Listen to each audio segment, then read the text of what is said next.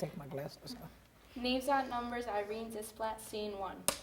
Okay, come on out.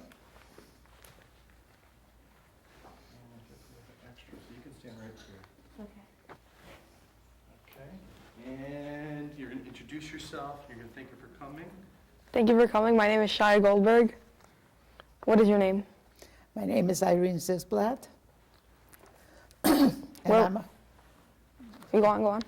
and I'm a Holocaust survivor. Where were you born? I was born in Hungary at that time in a little resort town called Poleno.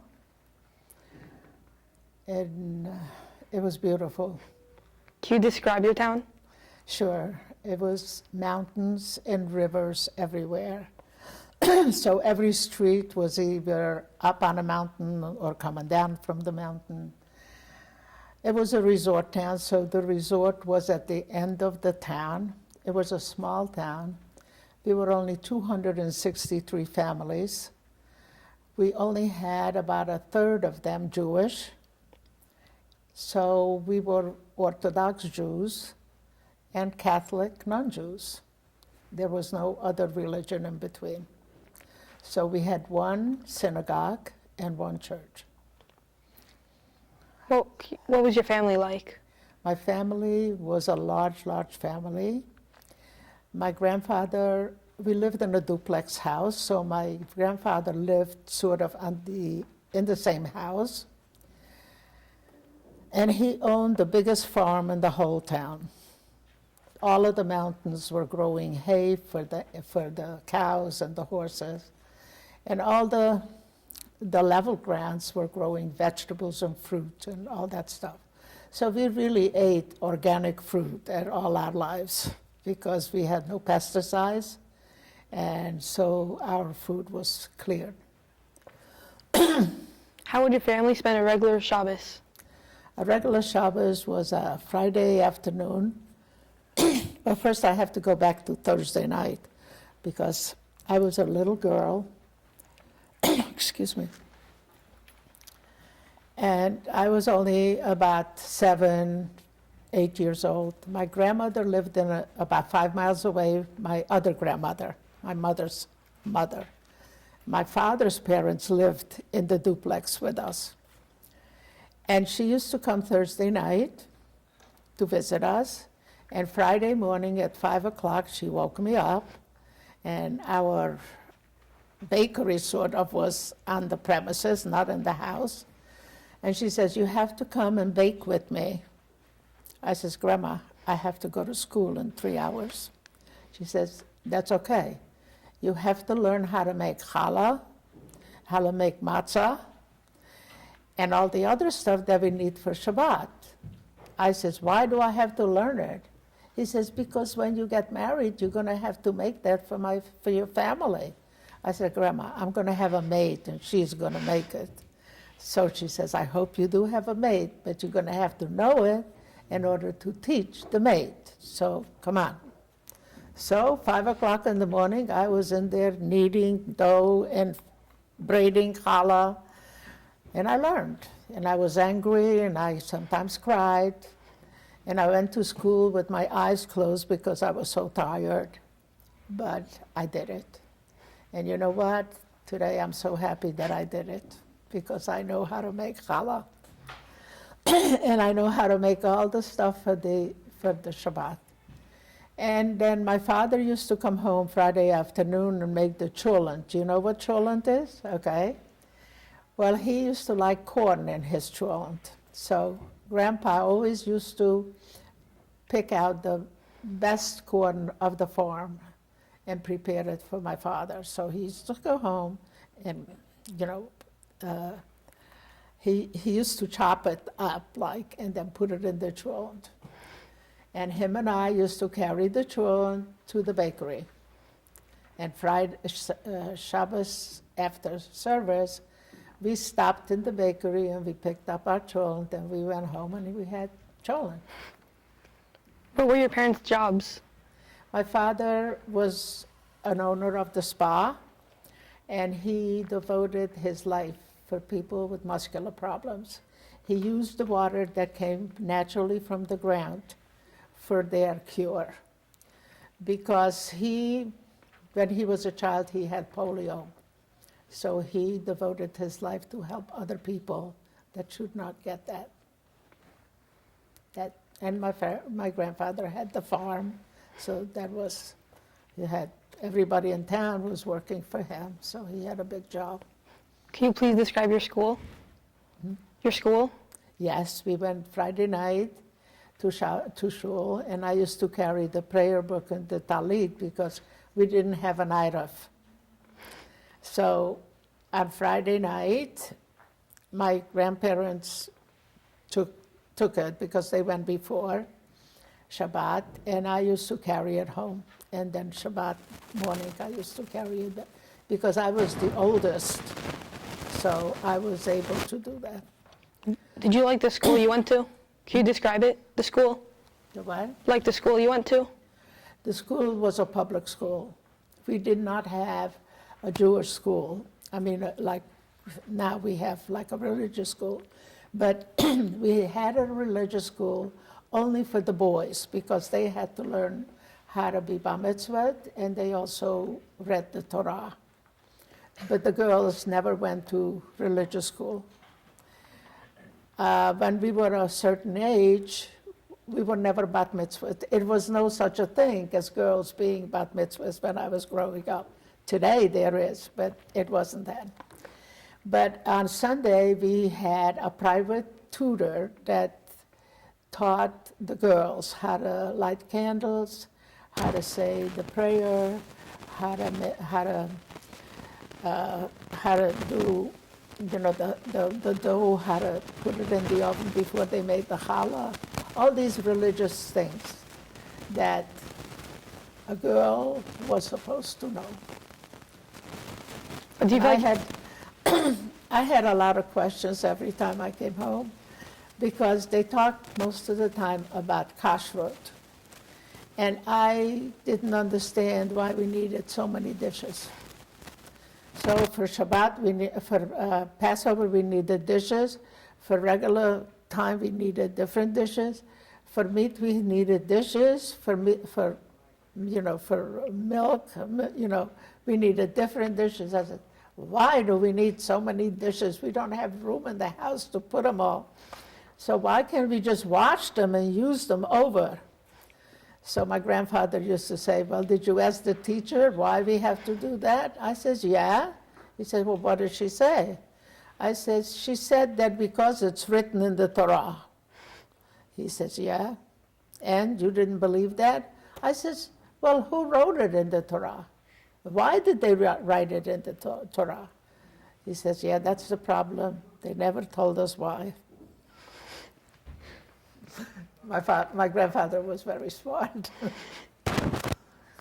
what happened when you were told to leave your school?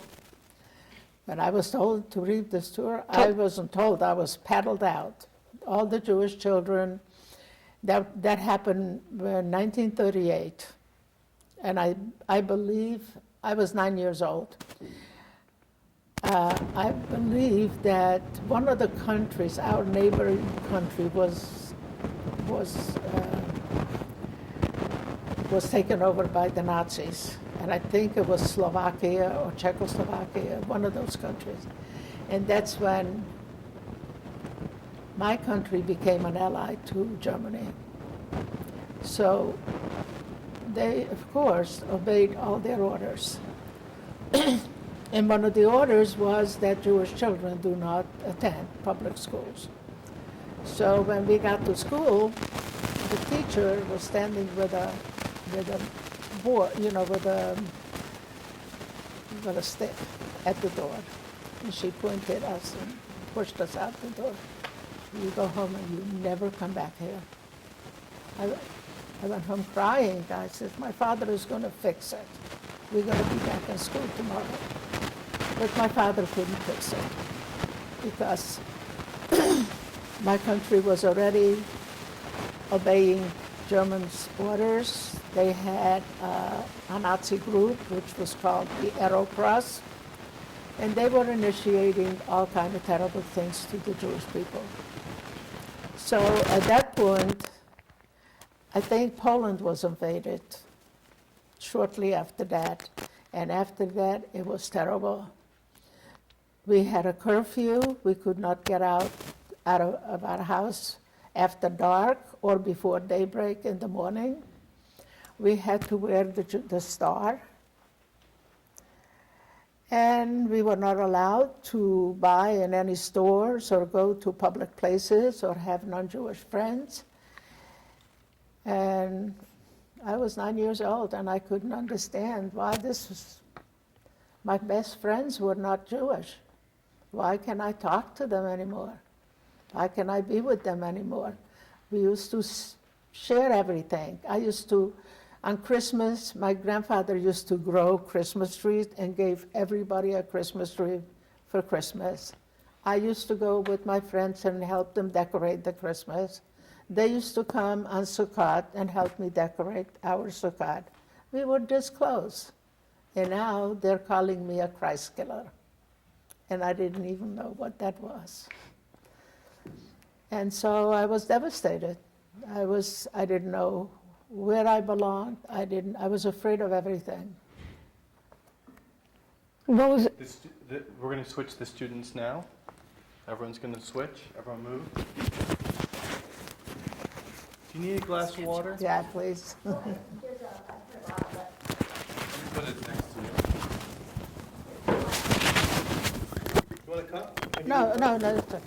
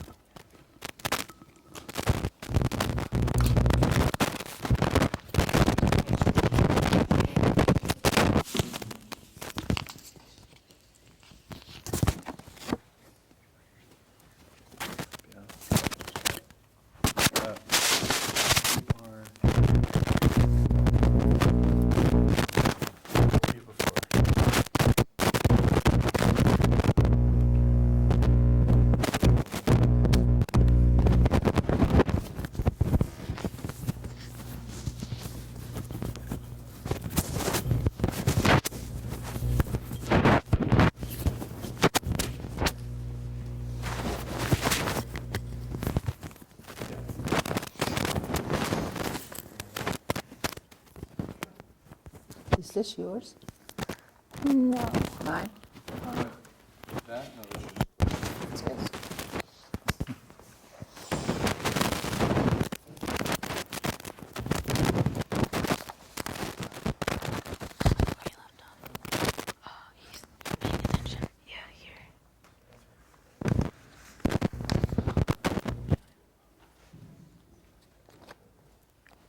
You asked this already, right? No, so okay.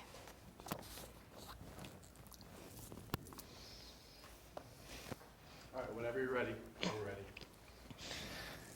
No, don't. Everything should be recorded, right? We don't cut camera. We don't cut anything, okay? All right. That's great. Go for it. Sorry? Okay. Oh, so you know what? Actually, I've been slating each scene. So where is the slate? So let's do scene 2. Even though we're not cutting, we're still going to just put this in for the editor. Alright.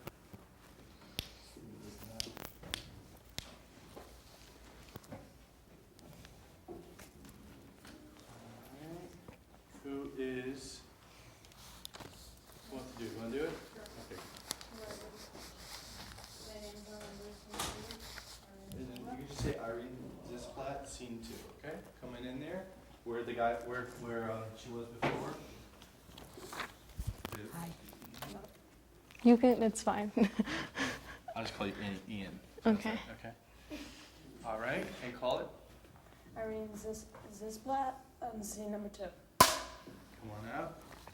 Actually, you didn't have to slate. You didn't have to actually slap it. We won't slap it because that's only for syncing. We already synced. Okay, you can stand right there and begin. What was it like for you to be Jewish before the war? It was wonderful. I didn't know any better. I was a Jewish girl. And it was wonderful to be Jewish before the war.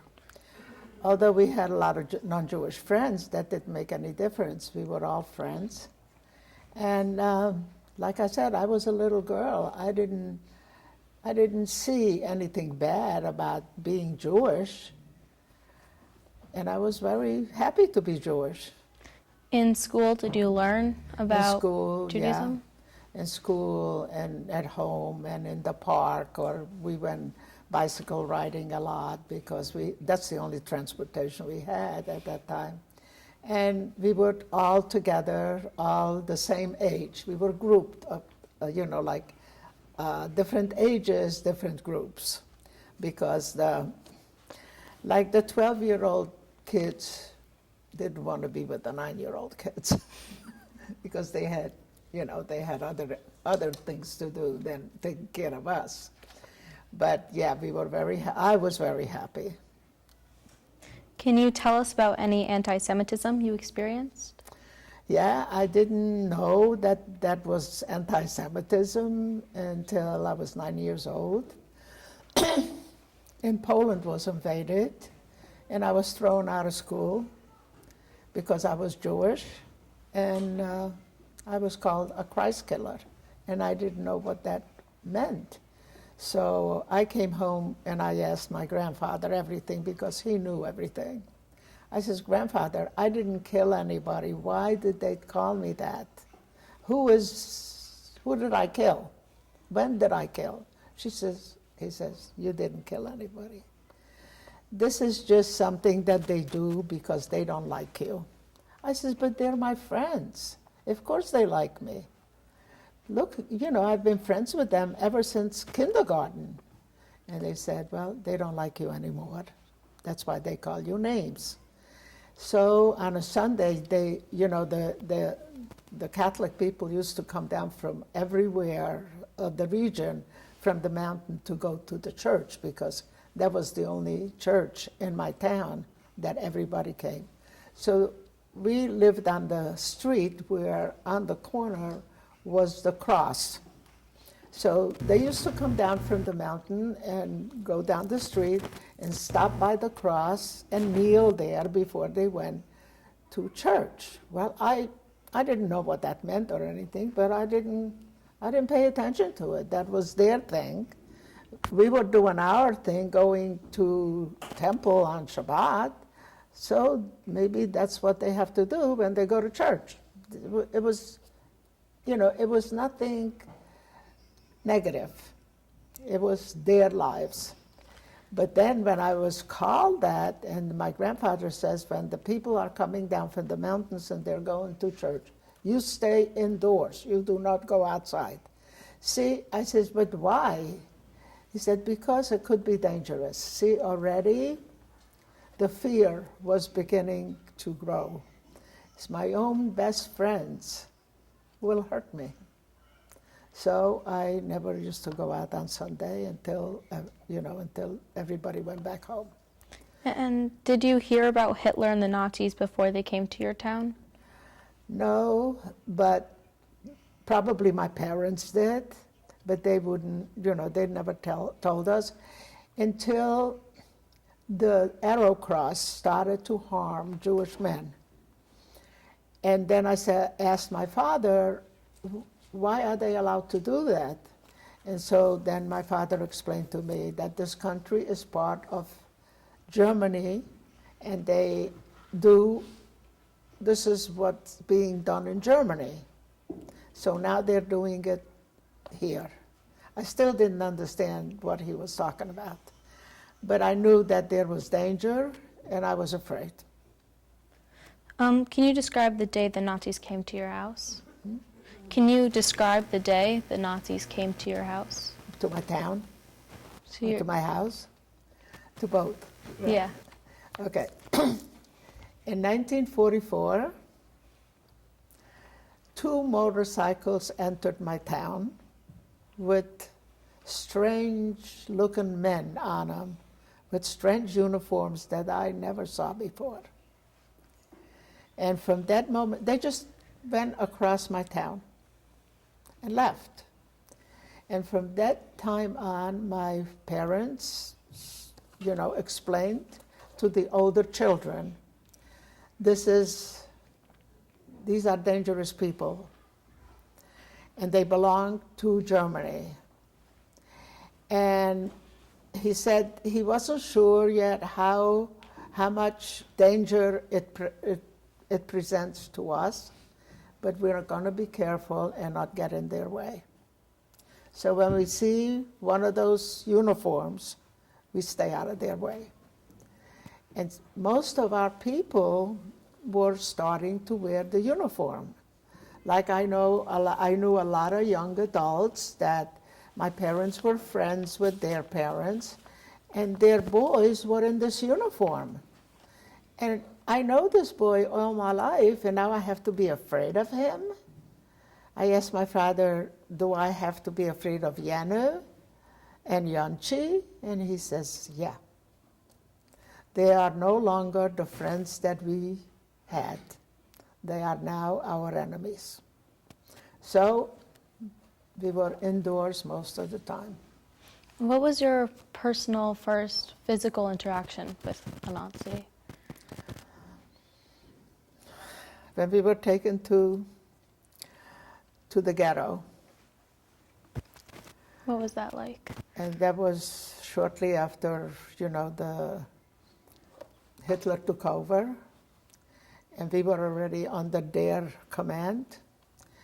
And in 1939, a few people from Poland were able to escape to us because our mountains were like together. So the Tatra Mountains, if you crossed them, you were in Poland.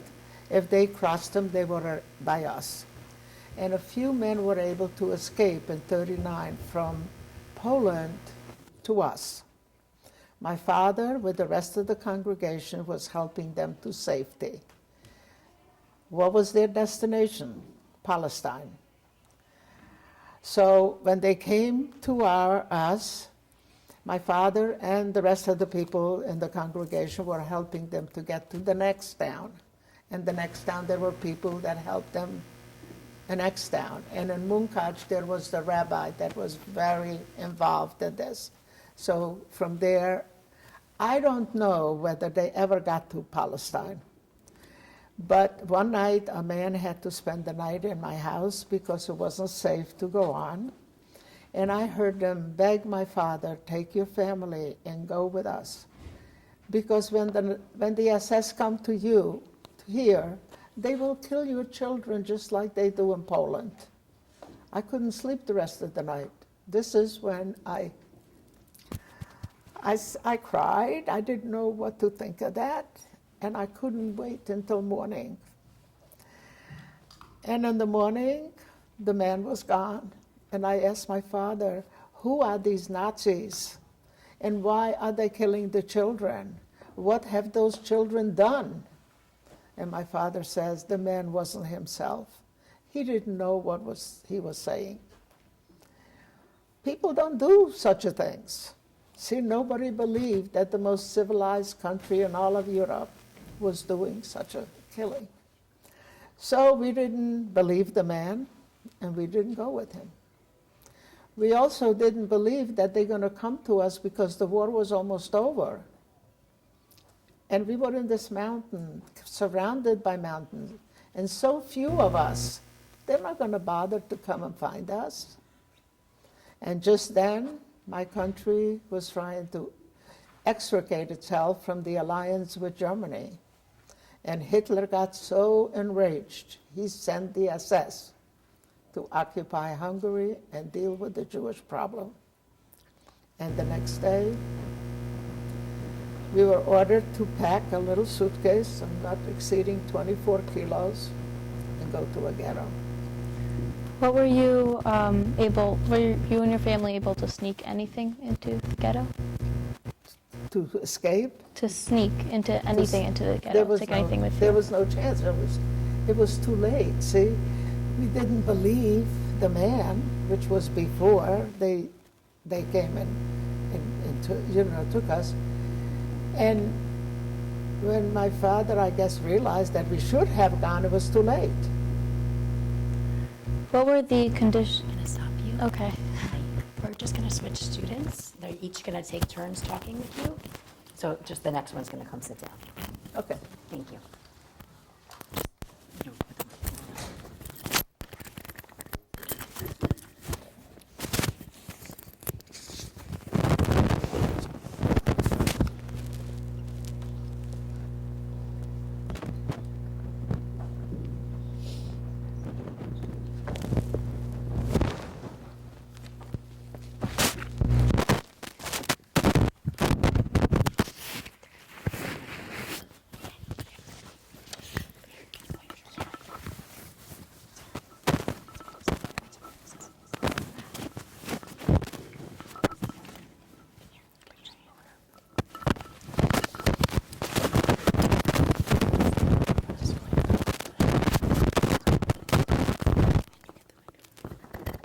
Sorry, we're having second.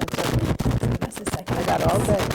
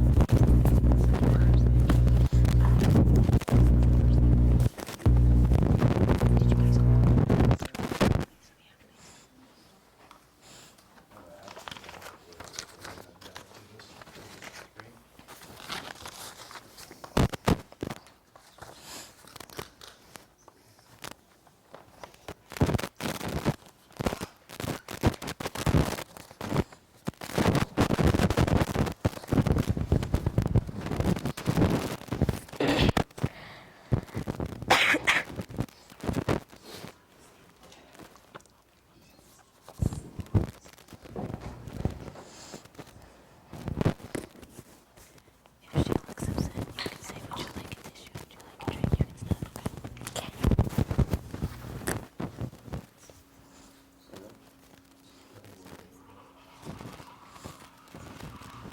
Would you like some coffee? Oh, thank you. Whoops. I almost didn't have water. But I do. No, this is fine. Thank you.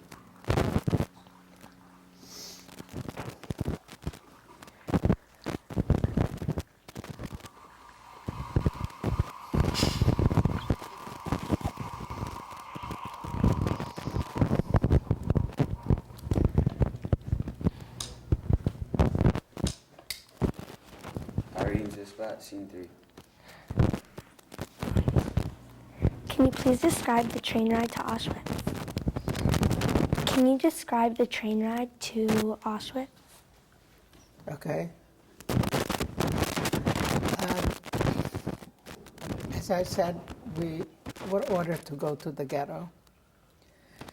And when we, in the ghetto, it was very crowded. It was a brickyard converted into a ghetto. But no bricks were being manufactured there. There were just people suffering everywhere. And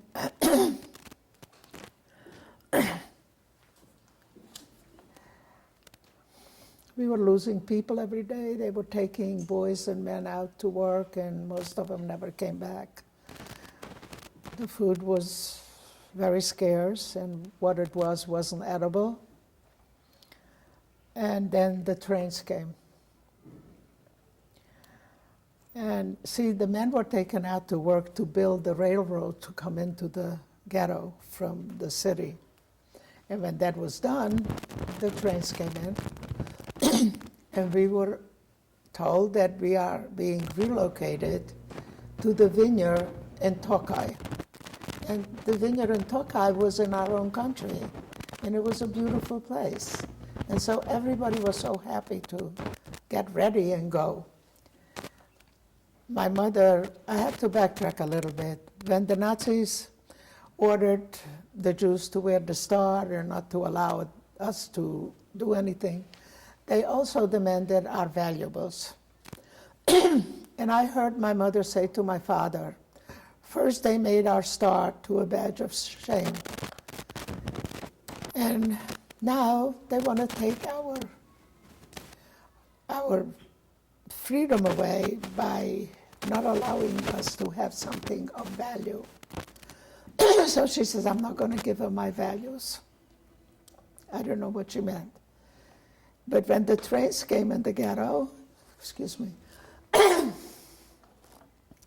and we were told that we are being relocated to go to the vineyard until after the war we were going to work there. My mother took her diamonds and she sewed them into the hem of my skirt. And she told me that if we work in separate places, because we were supposed to work in the vineyard, and if you get hungry, you buy bread for the diamonds. And I didn't understand what she meant, but she showed me the diamonds. It was 4 diamonds that are in here. But we obey our mother, so I remembered what she said.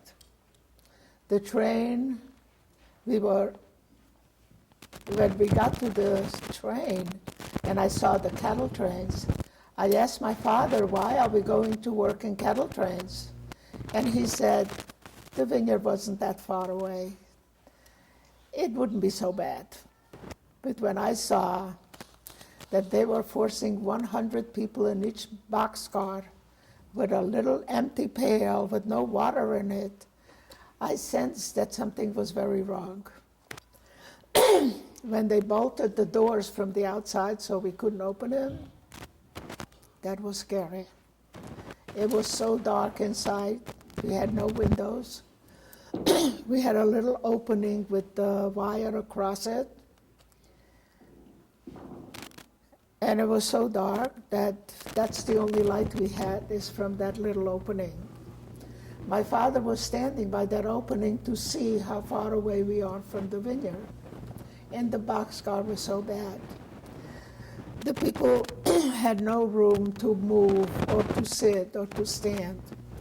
So the mothers ordered the older children, like me, to sit on the ground against the wall and hold a smaller child in their lap, so the older people should have a little more room to move around. So that's how we did. And then my father was at the window to see how far away we are from the vineyard. And he said, they lied to us. We are not going to the vineyard. We just crossed the border to Poland and we left our country. And I was holding my 2-year-old brother in my arms. And I remembered what the man said about the SS killing the little children in Poland. And I was holding my little brother, and he never stopped crying the whole time.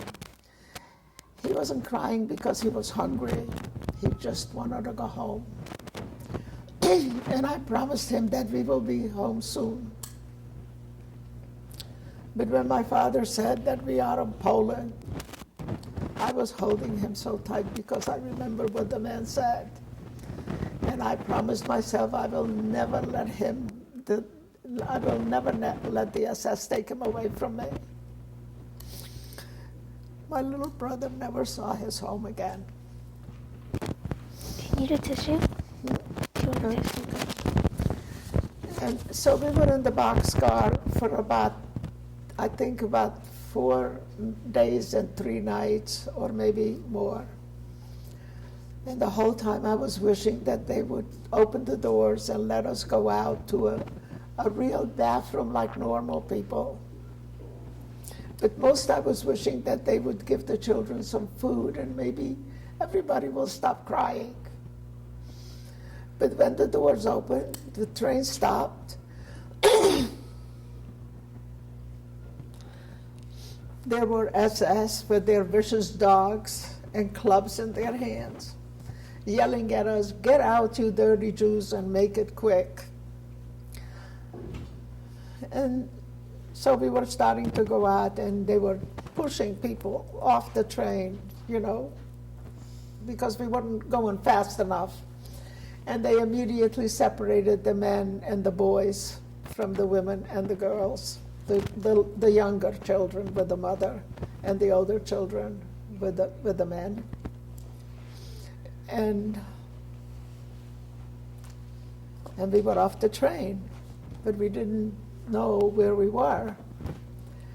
So my mother took my little brother for me, and she told me to hold my 4-year-old little sister's hand really tight so she doesn't get lost, because it was chaos. There was so many people. And so a man in a striped jacket came over to my mother, and he said to her, "Let me carry your child." And she said, "No, no, no, I'll carry my own child. But tell me, where are we?" And he said, "Auschwitz." And she says, "Auschwitz, what's that? And why are we here?" And he says, "It's okay. Just give me your child." But she wouldn't give him his child. A man appeared, an assessment. He was smiling. And I thought that, he's okay. But he was holding one of those clubs, and that scared me. And he saw my mother, and he pointed that thing at my mother and said, "You put that child down and go to the right." But my mother was so desperate to hold us together, she yelled back at him, "My children will go with me." He got so angry at her that she didn't obey him. He took that stick and he hit my hand between my little sister. He kicked her away from me and kicked me to the other side. And I begged him and cried, "Please let me go with my mother." But he just kicked me away from them. And then I heard my mother call out to me, "Don't cry. I will come for you later." That was the last time I heard my mother's voice. And a few minutes later, I was in a huge hall. Sorry. If you could say that again a few minutes later. Because the Okay. bell. A few minutes later, I was in a huge hall with thousands of people. And the SS men and women, again, with their vicious dogs, were standing and yelling at us, "Take your clothes and shoes off and hold them in one hand. And take your valuables and put them in the bin." And I remembered my mother's diamonds. So I quickly picked up, we had to undress right away. I picked up the skirt, and I found 4 diamonds. I didn't have time to look for any more. I don't know how many there were. But I took the 4 diamonds, and I had no place to hide them because they took my stuff away. So I put them in my mouth. In the next room we went in, I saw they were pulling gold teeth from people's mouth. I didn't have any gold teeth in my mouth, but my mother's diamonds were in my mouth. And I knew that when they find them, they will take them away, and they will shoot me for not putting them in the bin. So for fear, I swallowed the diamonds. And I kept swallowing them the whole time I was in the camp. And I have them here. And after that, they gave us a little piece of one piece of clothing. Some people got a bottom, some people got a top. I got a man's pajamas that barely covered my body. And we went into the next room. In the next room, as we were walking out, there was a huge mirror on the wall. And they ordered us to look at ourselves. They shaved our head. We had no clothes. And I didn't recognize myself. I had no identity. I had no dignity. And where am I? Then they herded us out from there, and they lined us up in rows of 5, and they marched us into a place called Birkenau. Birkenau was a planet of evil. When they closed the gates behind us, that's it. There was no opening anywhere. we looked at these buildings. They were barracks. We didn't know what was inside. We were standing in mud. The sky was as gray as the mud we were standing on. There was no grass. We couldn't figure out where we were or why we were there. And then again, they put 1,000 of us in each barrack and 10 of us in each bunk. The 3-story bunks, 10 of us in each bunk. That didn't give us any hope to get out of here. So the next thing, the end of the day, my mother didn't come for me. I decided to go to look for her because she wouldn't recognize me with my hair shaved and this piece of nothing on my body. But when I got to the door, the capo slapped my face. Do you know what the capo was? She was in charge of the barrack. She was like a foreman.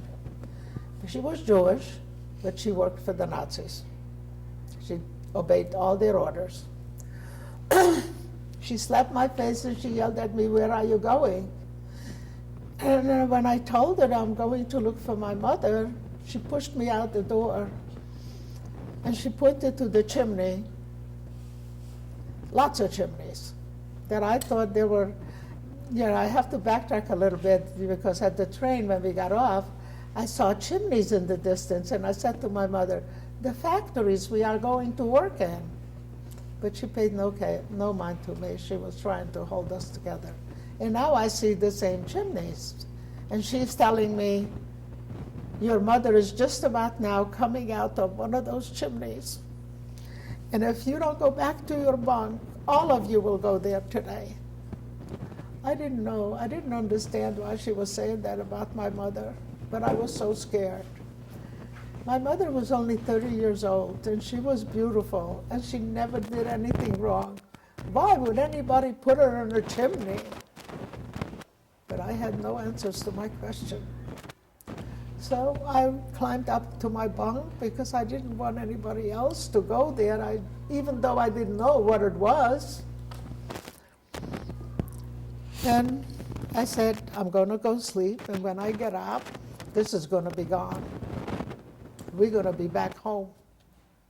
But I couldn't fall asleep because little children were crying so much from the outside.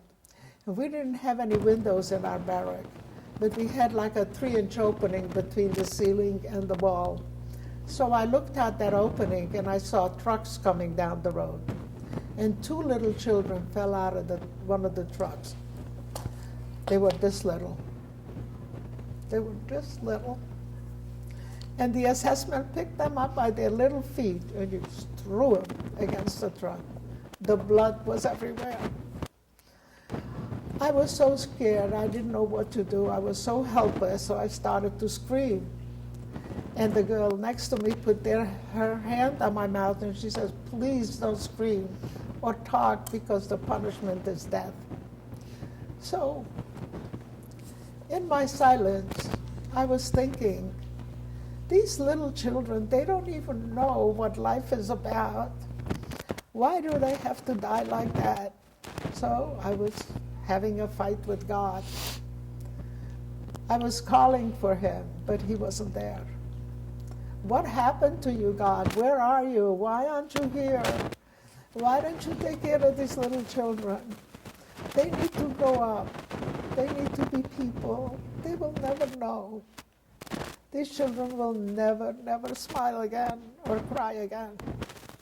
But he wasn't there. And he didn't do anything. And I was angry. All my life, I was depending on God to do everything because I was taught that without God, nothing happens. So why are you allowing this? But I had no answers. So I figured it out. I started to think, and I said, no, I can't fight with God. He didn't create the Holocaust. Men did. So in my silence, I figured it out, that he must be in a place where he is taking care of other children. And when he is done, he will come and he will help us. Against all impossibilities, I did not lose faith. And the next day, I was selected by Dr. Joseph Mengele for his unhuman experiments. We're gonna switch everyone.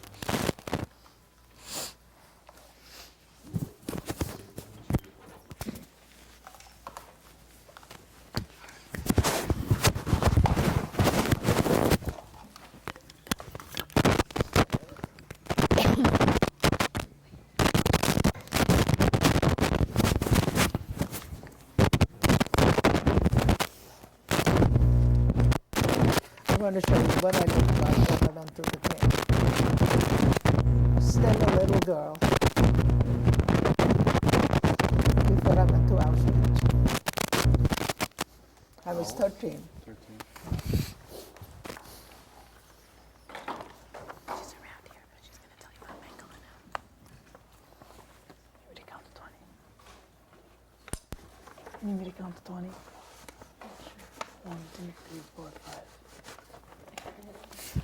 Hello?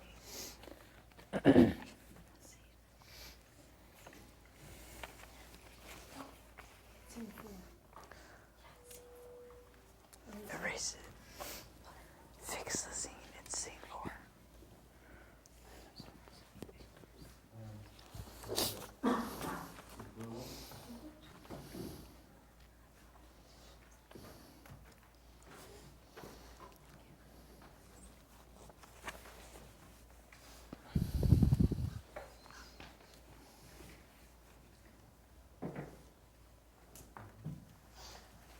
You can stop and ask if she needs a tissue or drink water, okay? And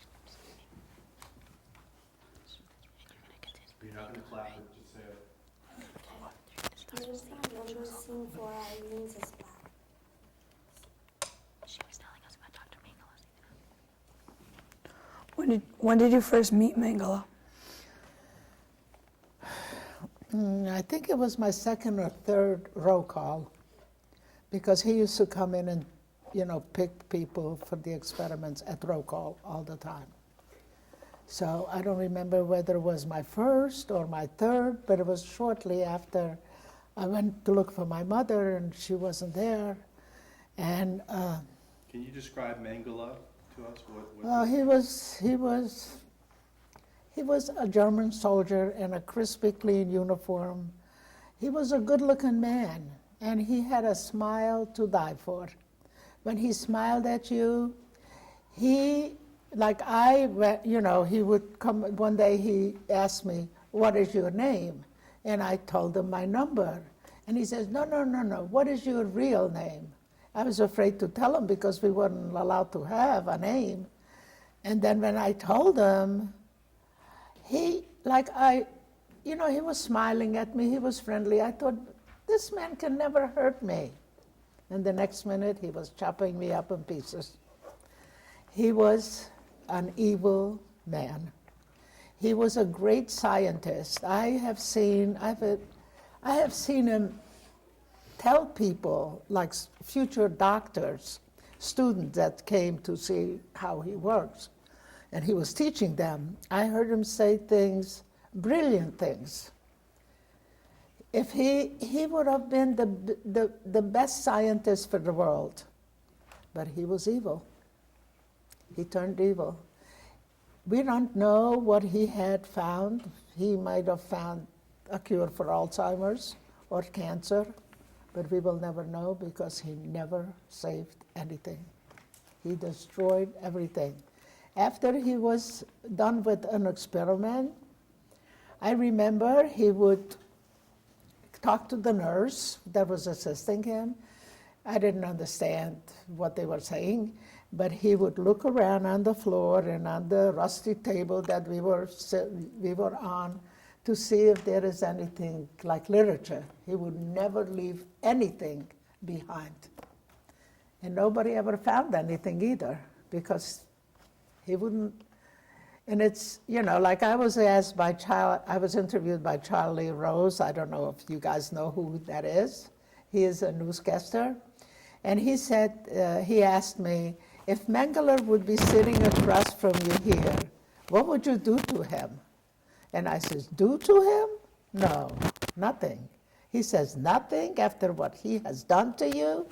I says, I would only ask him to reveal the things that he found from our experiments to the public, and maybe we can cure some people that we still do research on.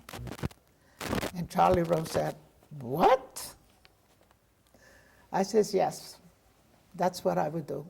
I would not do anything else. Somebody will find them and do it. And yeah, he was, to look at him, you would never know that he was doing things like that. He had a smile like a beautiful man. And I'm sure, now I know he had a family, he had a son, he had a wife. But then we didn't know anything much about him, but he was a soldier. He was a scientist. He was an evil scientist. And everybody feared him. Despite the means that he used to get this research, you still feel that it was... He was evil. No, but despite the means he used to get his findings, you still feel that it should be... It should be publicized. It Yeah. should be found, but it's never. Because he used to pick up every little piece. And he never, I found out later because, I was researching things after the war to see why was he like that and stuff. He would not even work on his findings in the camp. He would take it out of the camp and he would work on it outside because he didn't want anything to be lost or by mistake found in the camp. Nothing was found. It is now 70 years after the war, and we don't have anything, not one piece of literature that is documented or in any museum that he has worked on. Only what the survivors that survived tell you what they did to them. But what he found doing that, we don't know. Had you heard of Mengele before? No. No. Before the war? No way. 13. Never. Were any experiments done on you? They were done. What experiments were done on me? Can you tell them what experiments were done? Sure. At one phone call, he picked my number. At that time, I still had the number. And he picked 5 other people with me. And one of the people that was assisting him, we were in Birkenau. I lived in Birkenau, which was, at that time, it was all Auschwitz. They separated the names after the war. I don't know for what purpose, but now it's called Birkenau. When I was there, all of that was Auschwitz. So we were taken to, which is now Auschwitz, to one of his places where he experimented on. And I befriended, on that first experiment, my sister friend. And we were taken to the dungeon, and I think it was Barrack 9. When we go there, I'll remember it. And we were put in a dungeon. First he injected our eyes, but whatever.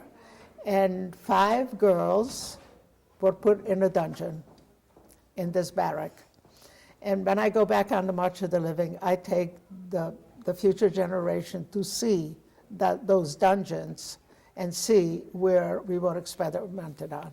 This dungeon was, a little one. It was, the 5 of us couldn't sit or couldn't, we were standing this close together. We couldn't move together. One at a time you had to move. So he injected us with whatever and put us in this dungeon, and they closed the door, and it was pitch dark. And we were standing in water for whatever reason. I don't know whether it was part of the experiments or it was just a dungeon that had water in it. I don't know. But the water was only up to our ankles. And the girl next to me said to me, "What is your name?" And I told her my number. He says, "No, nobody can hear us. Tell me your real name." I says, "My real name is Hannah." She says, "Hannah, I want you to bend down and drink the water." Well, she was bigger than me. I wasn't going to fight her. I went down and I drank the water. When I came up, she went down and drank the water. When she came up, because we couldn't all bend down together if it was too small, so we went one at a time. So when we all drank the water, I said to her, "What is your name?" And she says, "My name is Sapka." I said, "Sapka, why did you tell us to go drink the water?" She says, "Because we don't know how long we're going to be here. We're going to have to go to the bathroom, and I don't think we want to drink the water after that." But we were there too long, and we drank the water after that. When we came out of the dungeon, we were standing between two barracks. Now it's called the shooting wall.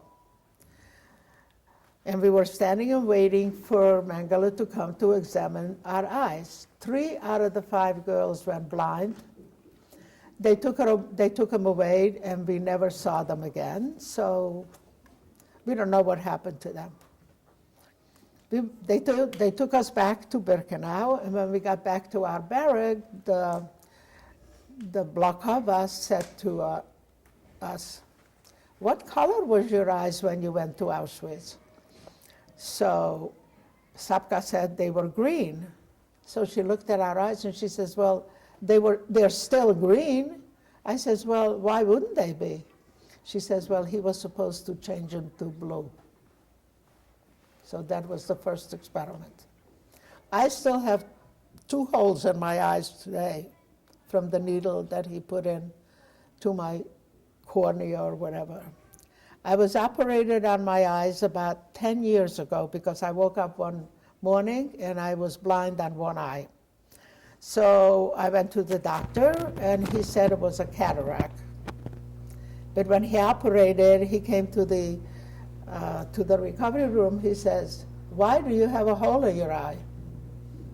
And that cataract wasn't a normal cataract, but that wasn't a cataract. There was the chemicals that they left in my eye that were trying to come out and formed something across my eye that made me blind. So he operated, and I had to tell him. He was a 30-year-old Italian doctor. He knew nothing about the Holocaust. And so I told him what the hole was. I didn't know I had the hole, but I says, "That's the hole." He says, "Could you tell me what chemicals he used?" I says, "Doctor, if I would know, we would all be rich." But I don't know. They didn't have a consultation with me. They just did whatever they wanted to do. So I never met him before that. But I befriended a girl by the name of Sapka, and she was from Lithuania, and she was brought to Auschwitz at the same time from the Lodz ghetto. And God put us together, like from different parts of the world, and we were each other's support through the whole time we were there. What gave you hope? Well, most of the time, I talked to God.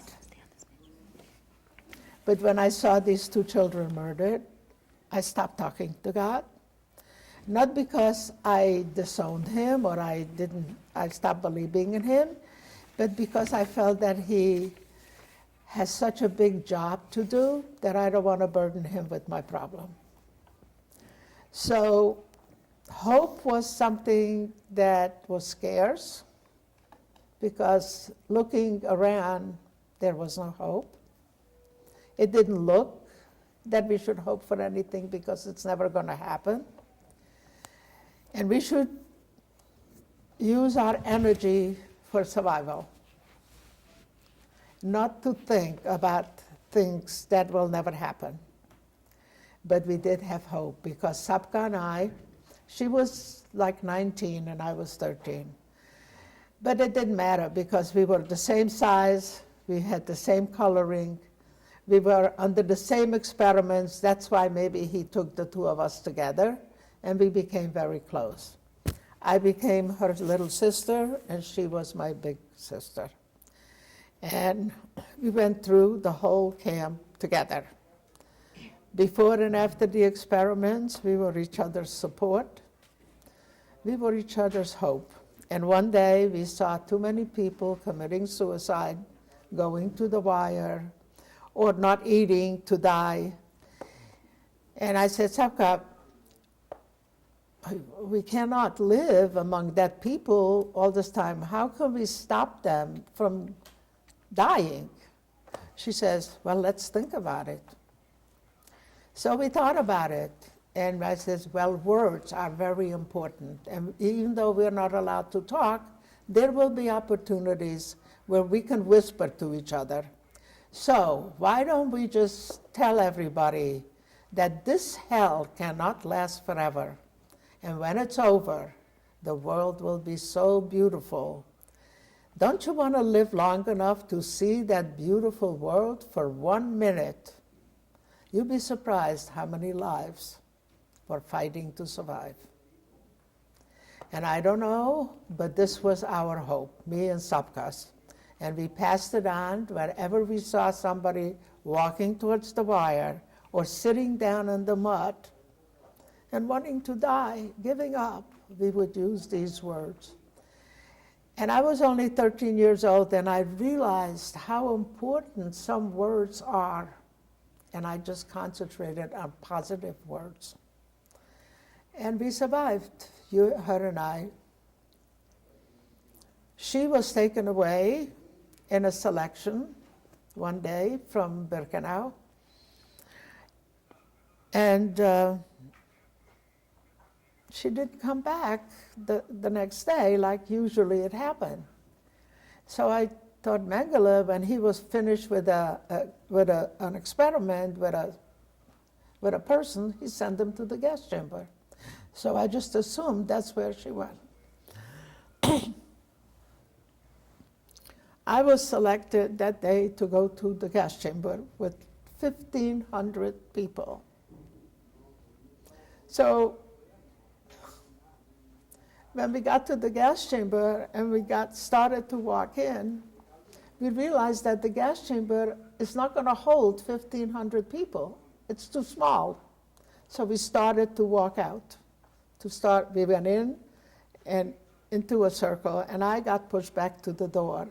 So I dug my nails into the door, and I just hung on there. Not that I knew that I was hoping that they would save me, but for that moment, I had strength to just not to be inside and just look at the sky instead. And then the Cyclone B came, and they had to throw it immediately because they were always afraid that they would, the Sonderkommando would take it and use it on them. So the guard was ordered to close the door so they can throw the gas in. But he couldn't close the door because I was in the way. But he had to obey at any cost. So he threw me out and he closed the door. And I ran up the ramp that I just came down to look for a place to hide. And I noticed that the gas chamber was underground, but the roof of the gas chamber was on the ground. There was this much space between the ground and the roof. But I only weighed about 50 pounds, so I said, I'm going to crawl inside. So I crawled underneath, and I was just thinking, what's the sense? In about 20 minutes, there is another group going to come in. They're going to find me. They're going to put me back in there. But for that minute, I had hope. And then a miracle happened. A Sonderkommando boy came to do his job. Do you know what a Sonderkommando is? A Sonderkommando is a group of strong men and boys that came from their countries, and at the station, Mengele and other doctors were choosing the strong and the age between 18 and 35 to work in the crematorium in the gas chamber. Their job was to appease the people as they were leading them to the gas chamber And when they were dead, their job was to put them in the oven. The only problem was they only gave these people 3 to 4 months to live. Then they would take all these people and kill them and select new people because they knew too much. Can you imagine, at all times, the Sonderkommando consisted of more than 8,000 people from all over Europe. And these people killed them every 3 months, 3 or 4 months, for the job that they did for them. So that was the Sonderkommando. A Sonderkommando boy, as I was hiding, came to do his job, to go down to the gas chamber, open the door to let the gas out so they can take the bodies out, and he found me first. So he pulled me out. He took off his jacket because I was naked. He covered my body. He says, "I'll be right back."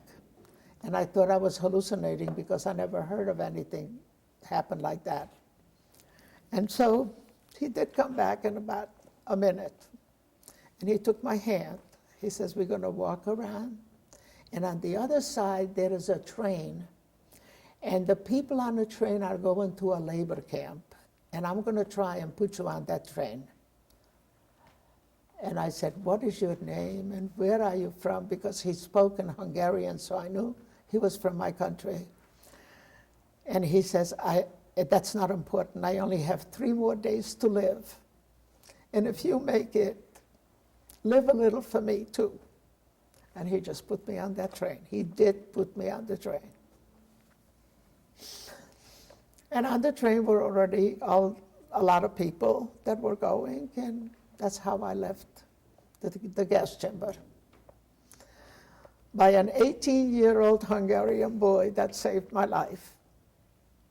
And that was the number 3 gas chamber that I was in. And the number 3 gas chamber is the only one in all of Auschwitz that had a track coming all the way close to the gas chamber. So what happened that day? Was I lucky? Was it a miracle? Did God yell down to the boys, "Save this child"? I don't know what happened, but I'm so glad that it did, that I wouldn't be here. I go to that gas chamber on every March of the Living, and I live a little for him every day. I light a candle at that gas chamber, which is destroyed, most of it. It's a pile of rubble. And I say Kaddish, and I talk to him and tell him that I do live for him. And so, yeah. Question. After his question, because she told us all this. You mentioned that Camp and the death march. so many times where you mentioned that about the world is so beautiful and that you have hope. So I just wanted to ask you a question. You have a question? Why do you think you had so much optimism? Because I was trying to use all my energy to come out of there, because I lost my whole family. And at this point, after so many months there and surviving Mengeles experiments, I was just pushing and just struggling to stay alive as long as I can. And with each hour that I stayed alive, my hope was growing. At one time, I'm Yom Kippur. I have to tell you this story because I don't think I have it in my book. I don't think it's in the movie. We were all Hungarian Jews in my barrack, which was 1,000 of us, and we were all religious. So in the fall, we decided that Yom Kippur is coming up soon, and we're going to fast. Not that we didn't fast every day, but this was different. So, but how are we going to find out when Yom Kippur is? So we decided they're going to know. We're going to get a sign. God is going to give us a sign. So every single day we get our ration every day before dark. So I said, this is going to work good because we're going to get our ration. before dark, then we're going to fast, and then the next day we'll get ration after we fast. But it didn't work that way because they didn't bring ration the day before Yom Kippur. So we knew for sure that this is Erev Yom Kippur. But they did bring the ration after dark because they knew we were not going to, after dark, you're not allowed to eat anymore. So we took the cauldron of this, what they called soup, and we spilled it in the mud, we covered it with the mud, and we fasted. We fasted at that time already the second day because we didn't get ration before that. So we couldn't eat the soup.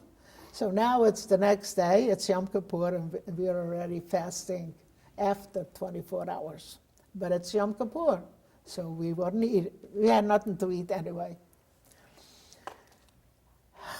That night, we were hoping, well, this is the night, we're going to get ration, we'll be fine. They never brought us the ration. They announced over the loudspeaker that Barrack 12 will not get food for 4 days because they fasted on Yom Kippur. So now we're not going to eat for 4 days. They wouldn't even let us out of the barrack except go to the bathroom once a day. I don't even want to think about that day. There were 1,000 people in that barrack. At the end of the 4 days, we were only 100. People were dying. I don't ever want to see people die of hunger. So I don't usually think about it. I don't write about it, but I have to talk about it because I have to remember them. I have to do something for them because they did such a mitzvah and they died because of it. So I pray for them. I try to remember them. I remember them, but I try to remember faces. And I don't ever want to see anybody hungry. So that was an experience for our holy day. Can you tell them what it means to be hungry? Oh my God. It means it's such a hopeless feeling. It's like you wanna find something to substitute the food. But we were in a place that there was no such a thing, only mud.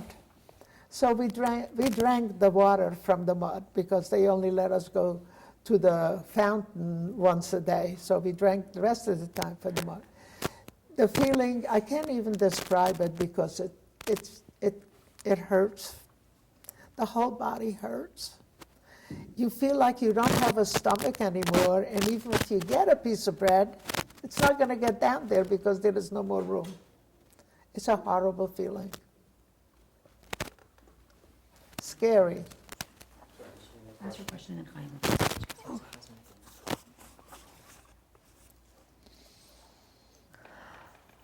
When you break your fast, like in Yom Kippur now, what do you feel? What? When I do what? What do you think about? When I think of, Ask the question again. When you break your fast now, after Yom Kippur, what do you think about? oh, I think about them all the time. I think about my friends in the barrack. 1,000 people. Almost everybody died. When I go to Temple Inn, I go to Kol Nidra all the time because Kol Nidra is a song that Auschwitz had a band of survivors, and the youngest member in the band was 8 years old at the time, and he played the violin, and I knew him in the camp. And Yom Kippur, I fast from sundown to sundown. And I think about every one of those people in my barrack. And after Yom Kippur, I have to finish the story. After Yom Kippur is, what's the holiday, the happy holiday? Simchas Torah. So they came to the barrack and they announced that tomorrow is your happy holiday and we will give you a concert. A concert in Auschwitz? Okay. The next day, they took only this one barrack that we fasted, and they replaced all the people that died, and all the people that were fasting, and some of it that they didn't remember, that they didn't fast, the new people that came in. We were ordered to march out of our barrack up front to the camp, which was where one, two, three, four, five, 6 crematoriums were spitting out gray ashes like snow. And we were taken between those crematoriums, and we were sitting on the ground, which was mud, where 6 crematoriums were snowing on us, gray human ashes. In front of us was a podium where all the SS men and women in clean uniforms, lipstick and makeup on their faces, long blonde hair, having fun. And the band from Auschwitz was ordered to come, and they were ordered to play exotic music. Not music to the soul, but for their entertainment. And us, I don't know how many of us were there, 500 or 1,000 of us sitting in the mud, looking at these people. And most of the people were married, they lost their husbands, their families. I can imagine what they were thinking. I was thinking, I was only 13. I will never wear lipstick. I will never have long hair again. I will never even have a decent dress. So what's the sense? I don't want to leave this place. I want to go in one of those chambers. That was losing faith. That was losing hope. And that didn't feel very good. So when they allowed us finally, after so many hours, to go back to the barrack, it was raining. It was really raining. Not mixed with the ashes. We were already covered with the ashes. And I fell in the mud, and I literally couldn't get up. And I looked up to heaven, and I said, thank you, God, for taking me right now, because I don't think I can go through one more day. And then just then, I experienced such a strength, such a, willing to get up and walk. And I said, something is happening to me. And I looked around, and I saw a shadow, but I thought it was my shadow, but I didn't think so. And I got up, and I looked down on the mud, and I said, from now on, I will never, ever get down this low.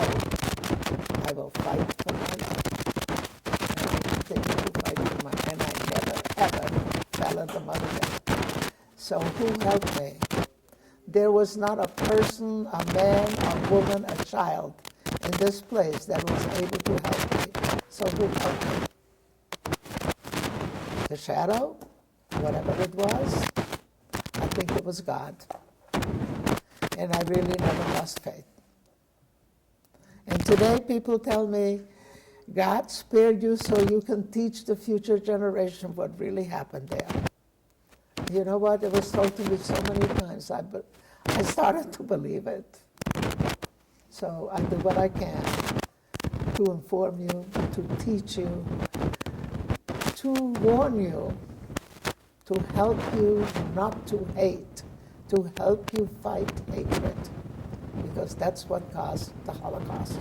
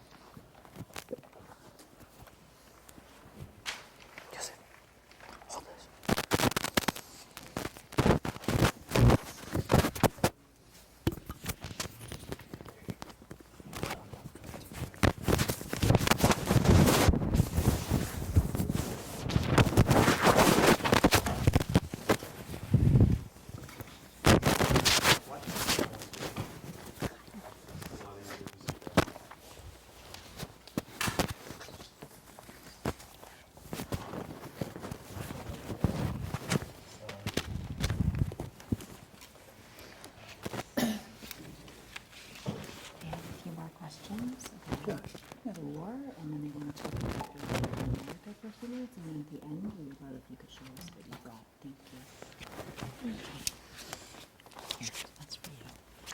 What question are we on? I think we should just start with here. She said that, remember they put her on a train to the labor camp? She used the word labor, so we should say labor camp. Can you tell us about the labor camp that you were sent to? Let's keep going from there, out of Auschwitz, up to the death march, and then our liberation, okay? If you want to stop at any point, just let me know. We'll switch. Okay, you feel comfortable with that? Okay. Can you tell us about the next labor camp you were in? The what camp? The next labor camp. Oh, yeah, after the Sonderkommando put me on the train, I went to a labor camp. And in the labor camp, it was a subsidiary camp of Neuengamme. It was way up in Germany. And when we got there, they unloaded their cargo and the train left, and it left empty. And that showed us that no one leaves this camp. So they put us in barracks and bunks, just like in Auschwitz. And in the morning when I got up, I looked down on my bunk and another miracle happened. My friend Sapka was looking straight at me. We weren't sure. She just got there. She says, I got there today.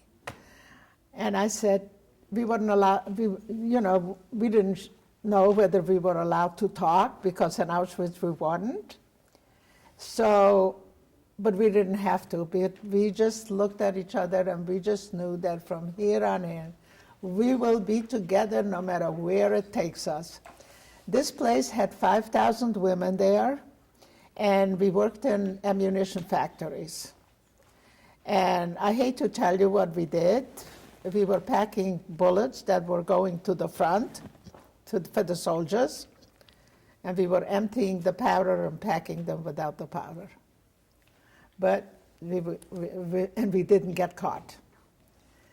And we worked in that factory for 5,000 women until January of 1945, and then they put us out on a death march. The death march meant that we were marching away from freedom. When the Allies were approaching from here, we went there. When they were approaching from here, we went there.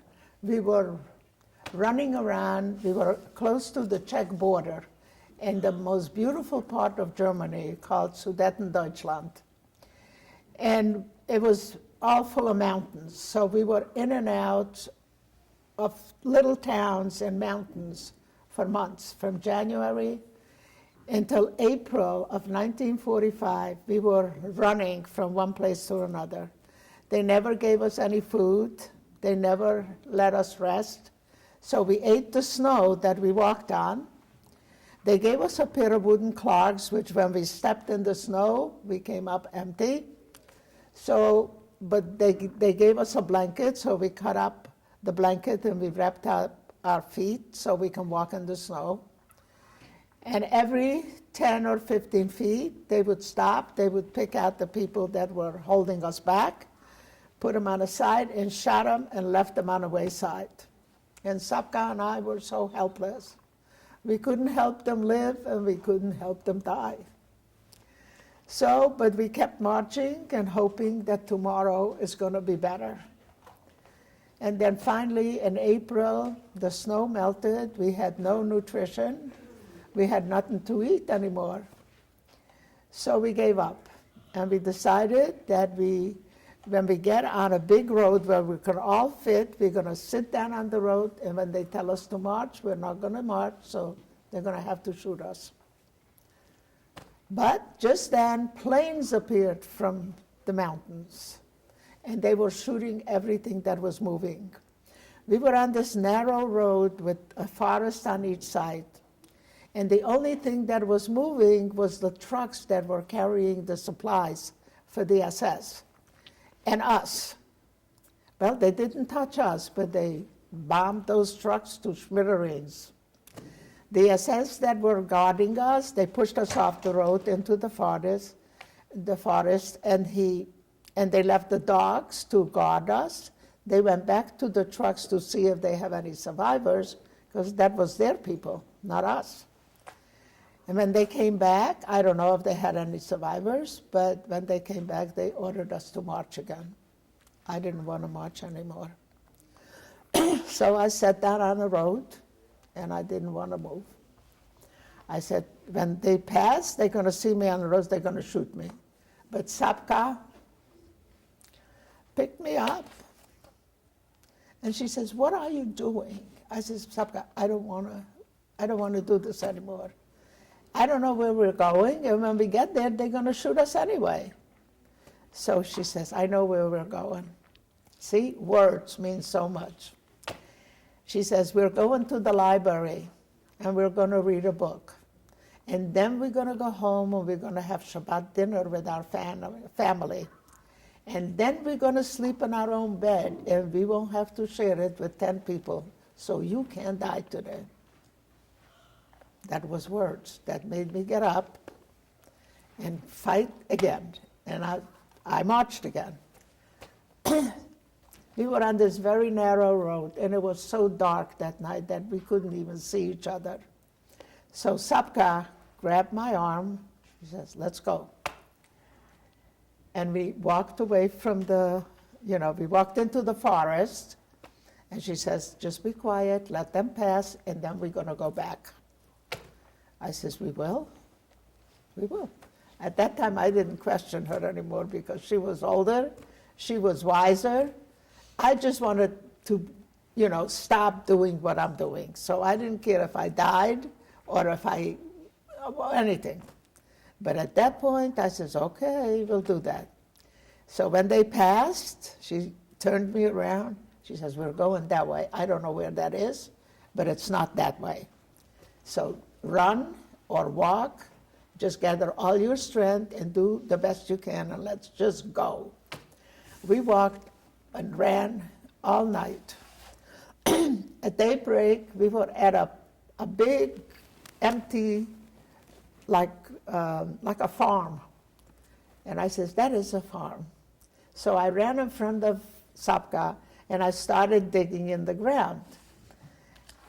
See, before we ran away, she says, we can't die on an empty stomach. I says, well, we're going to die. Why do we need an empty stomach? She says, we can't go to heaven on an empty stomach. We got to find some real food first. So run. Okay, so I ran all night. So I found this fat pond, and I started digging in the ground, and she said, why are you digging? I says, I'm looking for the food that's going to take us to heaven. She says, in this mud? I says, this is not mud, this is a farm. And my grandfather had a farm, and at harvest time, they always left food in the ground. So I'm looking for that food. So I found a little potato. I said, see, this is the food, so it'll take us to heaven. And then I heard water running. So I says, let's go get some water. She says, there is no water here. I says, this is a farm. They have to have water. So we followed the sound, and we came upon a little waterfall with the most cleanest water that we have seen in years. So we were so rich. We had this little potatoes and all this water. We shared the potatoes. We drank a lot of water. We had a half a blanket left because the other half we tore pieces to make shoes so we can walk in the snow. But we only weighed about 50 pounds each, so the half a blanket was enough to cover both of us. So we decided to rest by this water. And we covered ourselves with a blanket, and we leaned against the mountains, and we fell asleep. I don't know how long we slept. But somebody was poking us with the back of a rifle and woke us up. And Sapka immediately said, I'm not coming out of the blanket. I don't want to see who's going to shoot us. And I said, Sapka, let go of the blanket, and I'm going to see who's going to shoot us. I really wanted to get shot. I really didn't want to cope with this anymore. But I stuck my head out from the blanket, and I saw two soldiers, such a big soldiers, in strange uniforms, in strange boots. I said, Sapka, come out of the blanket. I don't think they're Germans. She says, why? I says, they have these strange boots in the strange uniform. I don't know. I don't recognize it. She says, well, who are they? I says, I don't know. She says, I'm not coming out of the blanket. So I was on my own. And this one soldier, like he was on the up, and we were like in this waterfall. And he was looking down at me, and he gave me my hand, and he was bending down to help me up. And as he was bending down, his dog tags fell out of his shirt. And on the dog tags, he had a little mezuzah, this little. And I said, Sapka, come out of the blanket. There is another Jew here. And she says, but who is he? I says, I don't know. See, at that point, Sapka and I thought we were the only two Jews left alive in all of Europe. I said, Sapka, there is another Jew here. And so she says, I'm not coming out of the blanket. You don't know who he is? But he bent down and he picked me up and he took his mezuzah. He like knew that I was reaching for the mezuzah. And he took the mezuzah in my hand. So I kissed it. And the first time in a long time, I was talking to God and I said, thank you, God, for watching over us. I didn't know who they were, who these guys were, but I had a feeling that they were my friends. And they couldn't speak my language and I couldn't speak theirs. I spoke 7 languages and I used them all. They didn't understand me. I couldn't speak. They spoke to me and I didn't understand them. So after, he wanted to give me the mezuzah. I said, no, you, that's gonna protect you. Because he was a soldier. I didn't know what kind of soldier, but he was a soldier. So he grabbed his buddy and they took off. And Sapka says, I think we ought to get out of here and hide someplace else because I'm sure they're gonna come back. I said, Sapka, I'm not going anywhere. I'm gonna wait right here. So in about 2 minutes, I looked up and there were so many of them coming down the mountains. I said, Sapka, come out of the blanket. There is so many of them. And they all wear the same uniform. She says, but who are they? I says, I don't know. She says, I'm not coming out of the blanket. Oh my God, what am I going to do with her? I can't deal with so many people. So they came close to me and they had a German-speaking soldier. He was their probably interpreter, and he looked down at me and he says, who are you hiding from? And why do you look like this? God knows I didn't look human. I probably weighed about 40 pounds. The one piece of clothing that I had on for 1 year was full of lice and dirt. And to him, I wasn't human, I guess. And I said, I am hiding from the Nazis. He says, why are you hiding? I says, why do you look like this? I says, well, I was in a death camp and on a death march, and that's why I look like this. And he says, but what kind of people do this to children? He was getting angry. And I says, the Nazis did that to children, and I tried to explain. He didn't know what I was talking about. I says, who are you? And then I got angry, and I got scared, and I said, who are you? He says, don't be scared. We are Americans. I says, what? Why did you come here? What are you doing here? Don't you know what's going on here? He says, yeah, that's why we came. We're going to stop it. This was in the middle of the fight in April of 1945. Every army, Russian, French, whoever was fighting, was trying to get to Berlin. And they were running from all directions. That's why we were taken to all different directions, that they didn't want us to get liberated. And then Patton, so this unit was, they said, we are Americans, and we are General Patton's 3rd unit. I don't know who General Patton was, or what a unit means, or what he's talking about. I said, so, why are you here? She says, we are here to stop all this. This was in the middle of the war, like the most dangerous part of the war. And I says, okay, how are you going to stop it?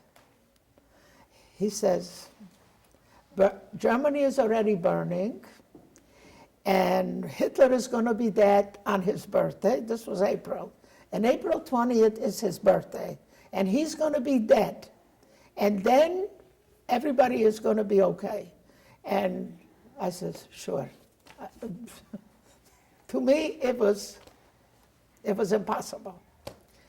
So then he said, what would you like to eat? Okay, that's when Sapka came out of the blanket. And see, during the march, when we were marching on the death march, we had no food. So Sapka and I, like I say, words meant so much.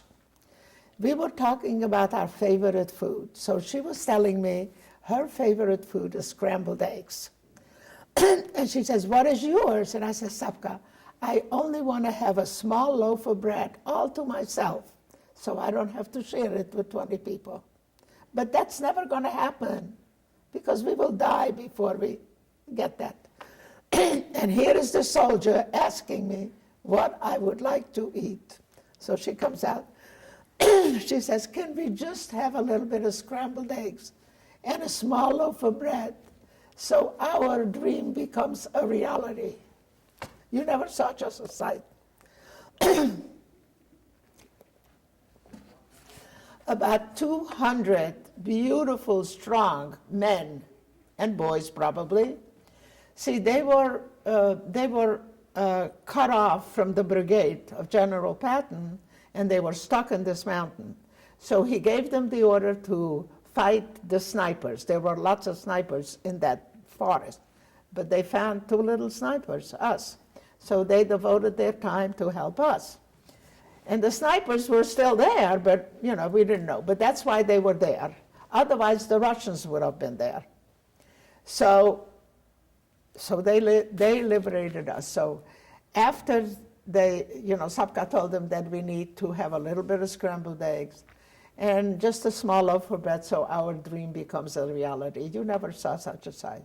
About 200 beautiful men gathering up little debris in this fire, making little fires in this mountain because we didn't want to be discovered to build a big fire. So they scrambled eggs in their helmets, but they didn't have any bread. But they had these brown boxes, so they kept opening them up and they spilling it out in front of me. There were lots of crackers in the box and these big chunks of brown things. I didn't know what that was. It turned out to be chocolate, but I didn't know what chocolate was. I never had chocolate like that before. So I didn't care about the chocolate, but I was very happy with the crackers. So Sapka had her scrambled eggs, and I had my crackers, which I put them together like it resembled a loaf of bread, and our dreams became a reality. And now they said, we're going to give you clean clothes, and I don't know, maybe you can go change the clothes. So we went back to the little brook, and we buried our clothes in there because it was full of lice. And we took a shower in the waterfall, and we put these clean shirts on. But we still had lice, because the lice were in our bodies. So when we came back, they had a surprise. They had a Red Cross van, and they put us in there, and in there were 2 beds with pillows and blankets and white sheets, and they put us in there. And we went in there, and Sapka and I looking at each other. She says, this is not for us. I says, I guess not. This is for sick soldiers. So we sat on the floor, and we started to talk about things that we weren't allowed to talk about in the camp. And we told each other where we came from and when we got there, and that's all. We didn't want to tell each other about our families or where exactly to go there, how to go there, because if one of us doesn't make it and somebody of our friends or family is going to want to know how the other person died. We didn't want to have their background. Like if a member of their family survived and they came to ask me, I didn't want to have the information of how she died. So we didn't tell each other too much. But we were going to be each other's sisters for life. But after a few hours, we were in the Red Cross and nobody came, so we decided this must be for us. So we sat on the bed. I can still feel how I felt then when I sat on this comfortable bed. And I was thinking I'm going to sleep in this bed maybe all by myself, not with 10 people. And sure enough, it happened. So Sapka said, should we celebrate? You think we are free? I said, I don't know, and we're not going to know until tomorrow. But right now, it feels like it's okay. So we can't celebrate because we don't have anybody to celebrate with. And we don't know what to celebrate, so let's just go to sleep. So we just cried ourselves to sleep. And in the morning when I got up, Sapka was still sleeping. So I was trying to wake her up, but she didn't wake up. I was yelling at her, Sapka, you have to get up because today is the day we might be free and we have to start our new life in the free world together. But she didn't get up. So the medic came in to tell us to get ready because we have to get out of that area because it's getting dangerous because the snipers Sorry, are. 1 second. Okay, continue, please. They told us we have to get ready and leave because the snipers are closing in on us and we are in harm's way. I said to him, please help her wake up because she's so tired she can't get up by herself. So he was the medic, so I saw he was doing something, but then I saw her give her an injection. But she didn't wake up. So I yelled at him, please wake her up. She has to get up now. And he says, I can't wake her up. She is sleeping in a very beautiful place. She is no longer sick, and she is no longer hungry, and she knows that you are free. I says, what are you talking about? She was never sick. He says, she was very sick. She died in her sleep of typhus, and I can't help her. But we must get out of here, so tell me where you want us to bury her body, and then we have to leave. But my heart was so full of grief. I was questioning myself, could I have done something to help her stay alive? But it didn't help. So I told him that I want her to be buried in the place where they found us. And after the war, I want him to promise me that we're going to come back and take her body to a real cemetery. And he said, we'll do that. So we went back to the little brook, and we buried her there. And they took me with them. And they left me in a field hospital where all the wounded soldiers were. And they had to go on to fight the war because the war was still on. And I was in this hospital with all the wounded soldiers, and they were trying to help me. They were trying to cure me. I don't know what was wrong with me, but every now and then I didn't remember where I was, so I must have blacked out. And one time I woke up, I was strapped to the bed. I was like a prisoner. And I says, what are you doing to me? I was a prisoner for too long. Why are you chaining me to this bed? Because when you wake up, you want to run out of the window. So we have to keep you here. We have to find out what we can do for you. These were doctors in this field hospital. And so they were giving me some kind of a stuff, and every day they were asking me whether I feel that I am getting my period. That was the main cure for us, to get our period. But yeah, finally, I was there for months, and they made me well.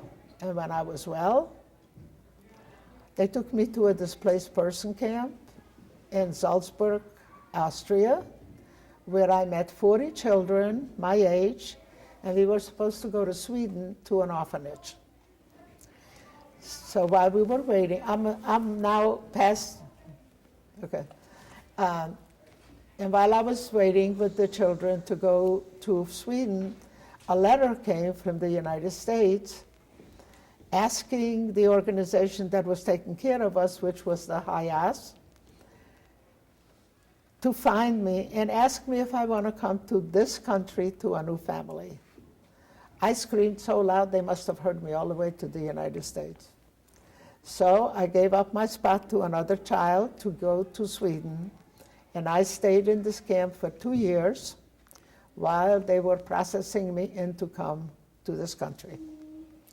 And finally, in 1947, I saw what a free world looks like for the first time in my life. I still had issues, but I came to a loving family, so that helped. I still didn't know where I belonged because I was 16, and I didn't know how to be a 16-year-old. I wasn't a child anymore. I didn't know how to be that either. And I certainly wasn't an adult. So I was going from one temple to another every Friday night and Saturday, talking to every rabbi and every domination, and I didn't find anything comfortable. And then, I don't know how many years later,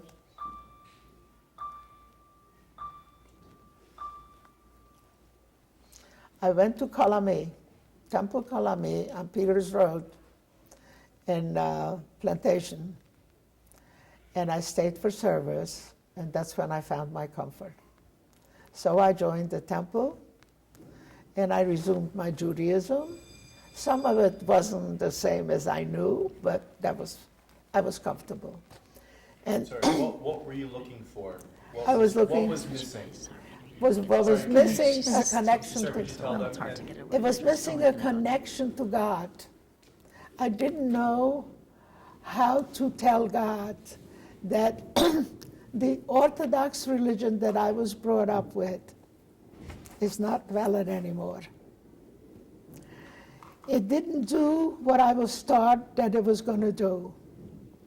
And I had this void, and I had to find something to fill this void. I had to find a comfort where I can talk to God again. And Colamy, I stayed the service, and when I came home that night, I felt good that I was there. But I wasn't sure yet, but I kept going back to all the services, and I became a member. Just gotta switch them one last time. This is the last one.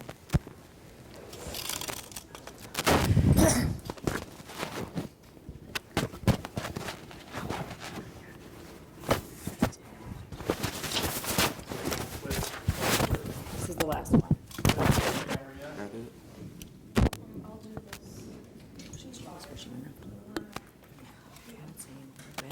Was there a moment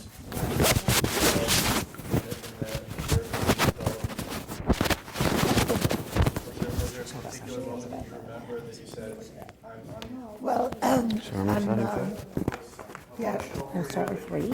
I just changed the wording here. well, Which of on your family? She told Erev us. Yom Kippur, Or any, we know. She said her parents died. I don't want to Yeah. pretend we didn't hear that.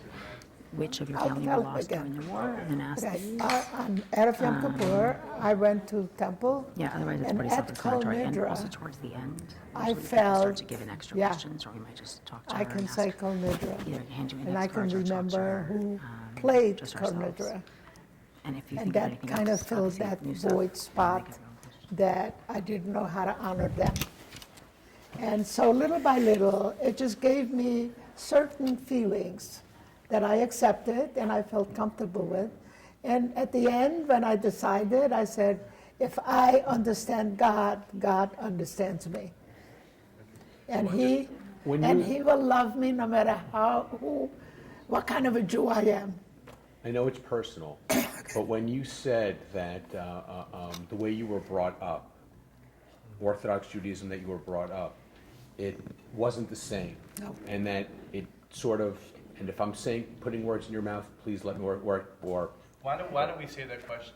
Yeah. Because I want her to first talk about Kol Nidre, and then you can ask Okay, that question. Just fine. because you know where I'm I don't going want with her. that, right? I don't want to repeat again and again for camera. So Okay. yeah. So when we're ready, everyone, are we ready? So let's get this in, and then you'll tell him about Kol Nidre. I already told them about Kol. No, they're not, yeah. Yeah. Unfortunately, there was talking and Yeah, chatter, yeah. and we need it with it when it's. Okay, and no, you I and thought you were I, looking at me, so we yeah, need yeah. you. Guys, Okay. let's go. Come on. Let's hurry up. Who's in this camera? Were you at this camera? Come on over. Are you okay, yourself, or do you want to sit? Okay, call it. Irene, You're not going to slap it. Irene Displat, scene 5. Can you tell us about Kol Nidre? Okay. You know, Kol Nidre, they were playing Kol Nidre in Auschwitz, the band. Every time a group went to the gas chamber, they played Kol Nidre. That was their marching song or whatever. So I heard Kol Nidre all the time. For a long time, I didn't know why they were doing that, but the Germans were always doing things against us. Whatever we believed in, they made us, they made it different. So Kol Nidre to me was very special. And when I was trying to find my way back to Judaism, the way I knew it, it wasn't working, except for Kol Nidre.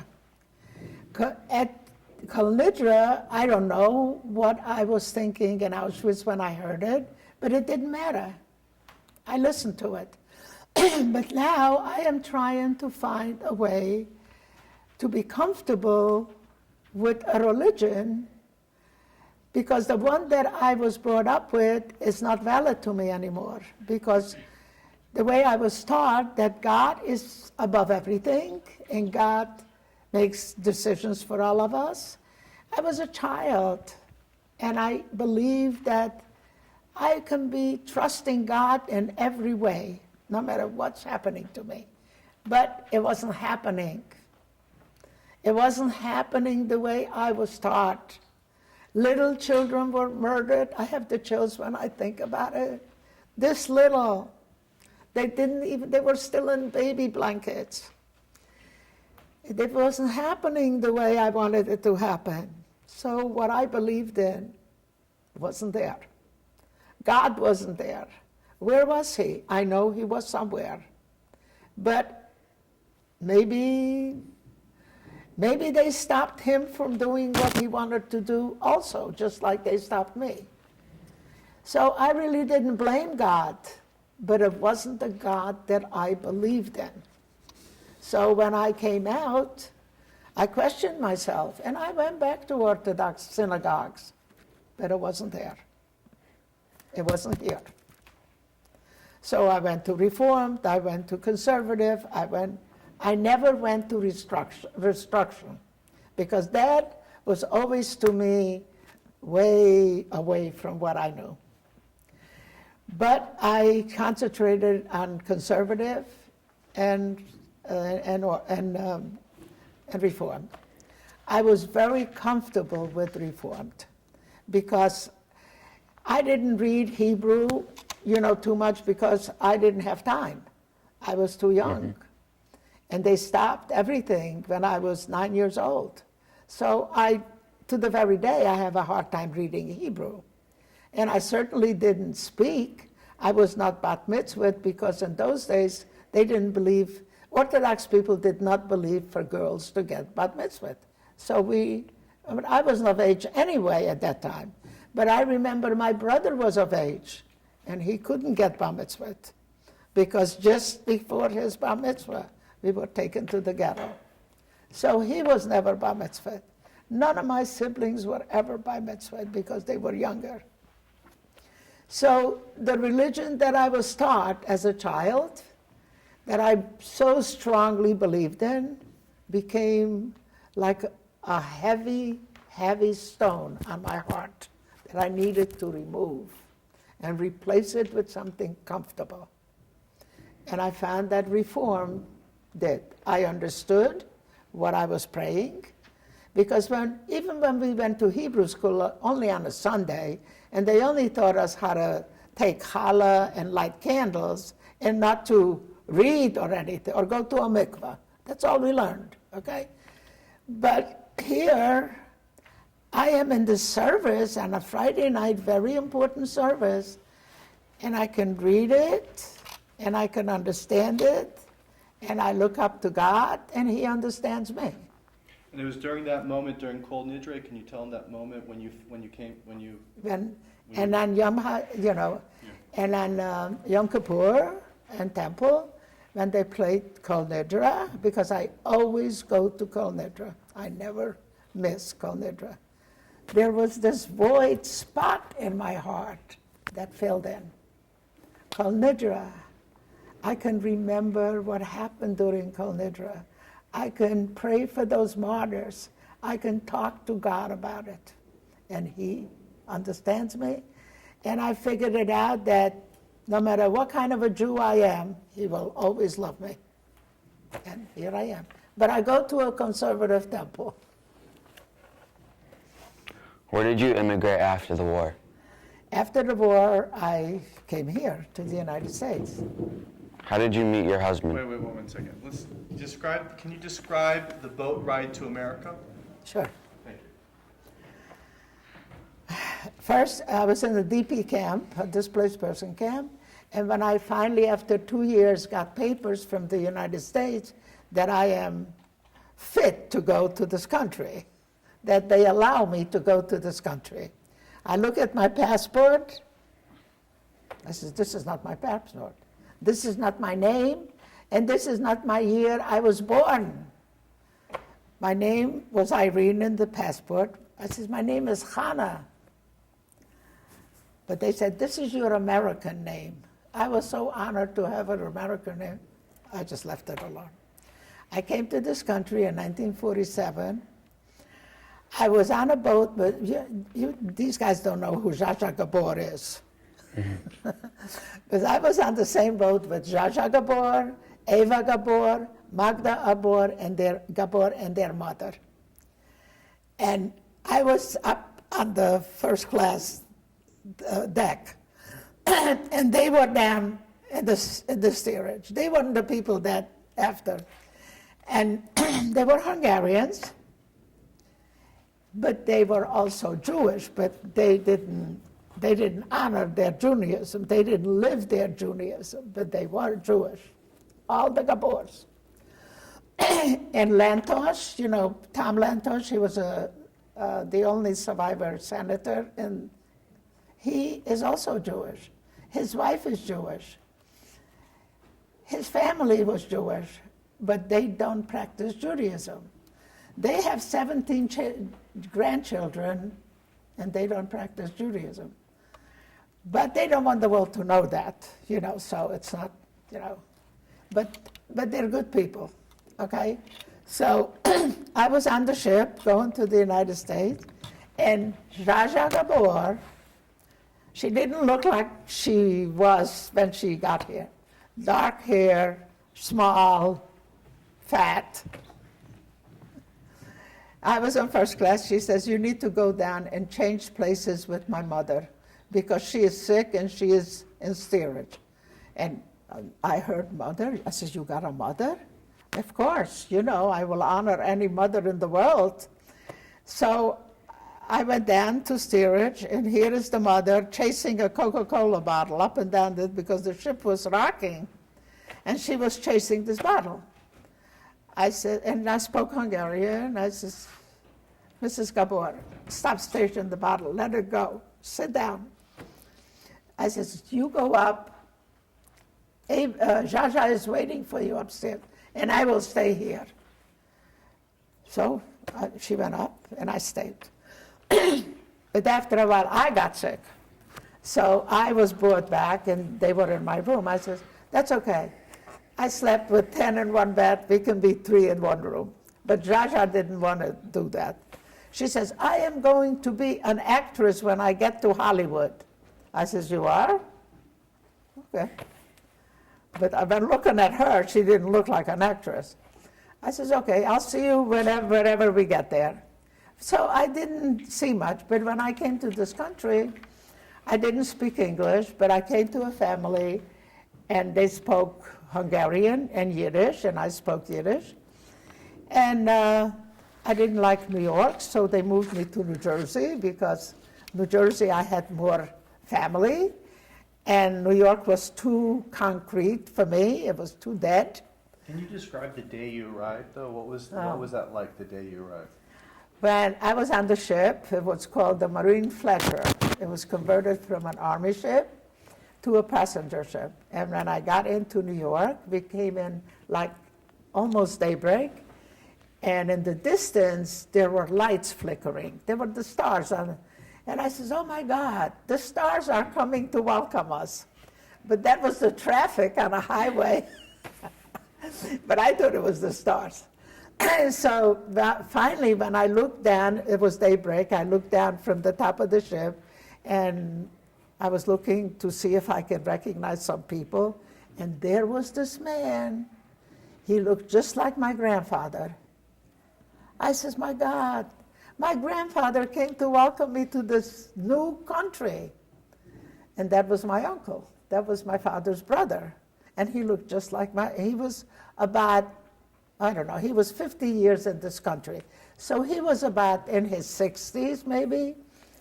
And he looked just like, he had a beard like my grandfather. He spoke Yiddish like my grandfather. And I says, you are Uncle what? He says, I am Uncle Nathan, your father's oldest brother, and I don't speak English. He only spoke Yiddish. He was here for 50 years, and he never spoke English. He owned a paper box factory in Jersey City, New Jersey, but umpteen employees. I said, how does he speak to them? But he did. He only spoke Yiddish.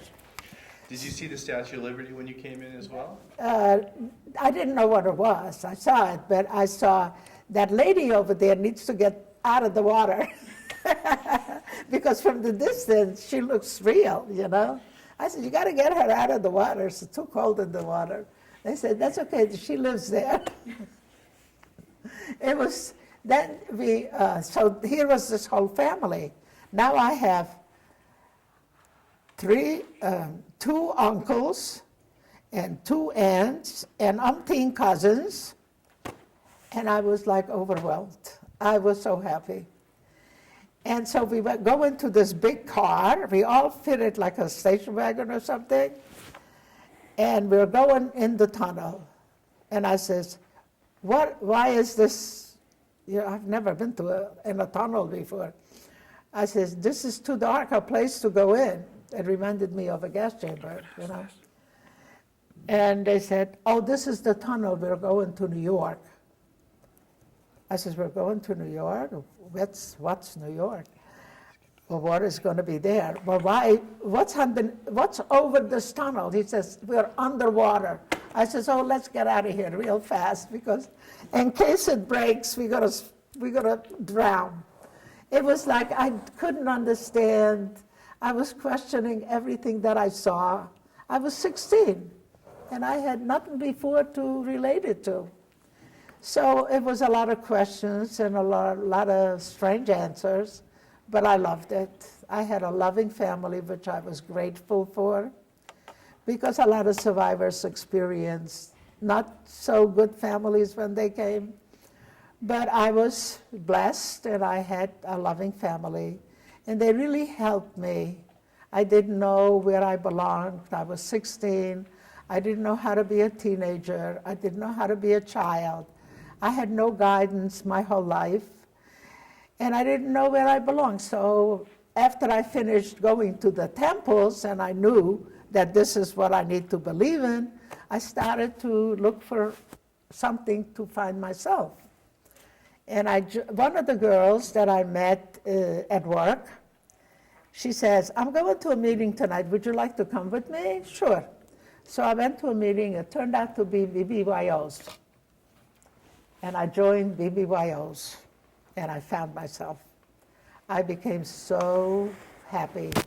I met girls my age, above my age.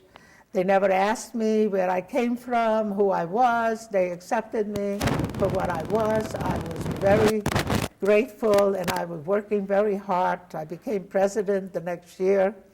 And I says, my chapter has to devote one project to the soldiers, every soldier that fought in the war, any war. So we went, I took my group, we went to the veterans hospitals, and I found out what they need, what kind of a help we could do, and I got everything they needed. On Christmas, I took my group, and I told the chief of staff to let the non-Jewish people go home for Christmas, and we will take over. And we did that for years. And then Israel became an issue because the war there were wounded soldiers there too. So I said, okay, we need to do fundraising for Israel's hospital because the soldiers need to go to a hospital. So I formed the bowling league, and we bowled the whole chapter, and all the money was created. At the end of the season, I went to the New York Catskill Mountains, and I asked one of the hotel keepers to rent the hotel to me so I could bring my people there for the weekend.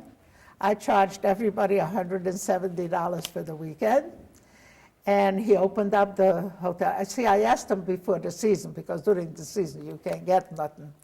So he opened it up, and he had his staff there, and we had a weekend.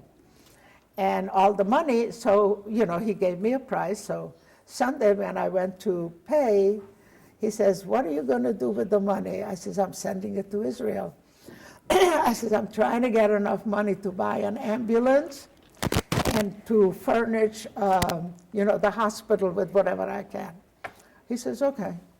So he says, I'm not going to charge you for the hotel. It's a gift to me for your work. So I had enough money. We bought an ambulance. That was from Hadassah. And we equipped one room in the Hadassah hospital in Israel.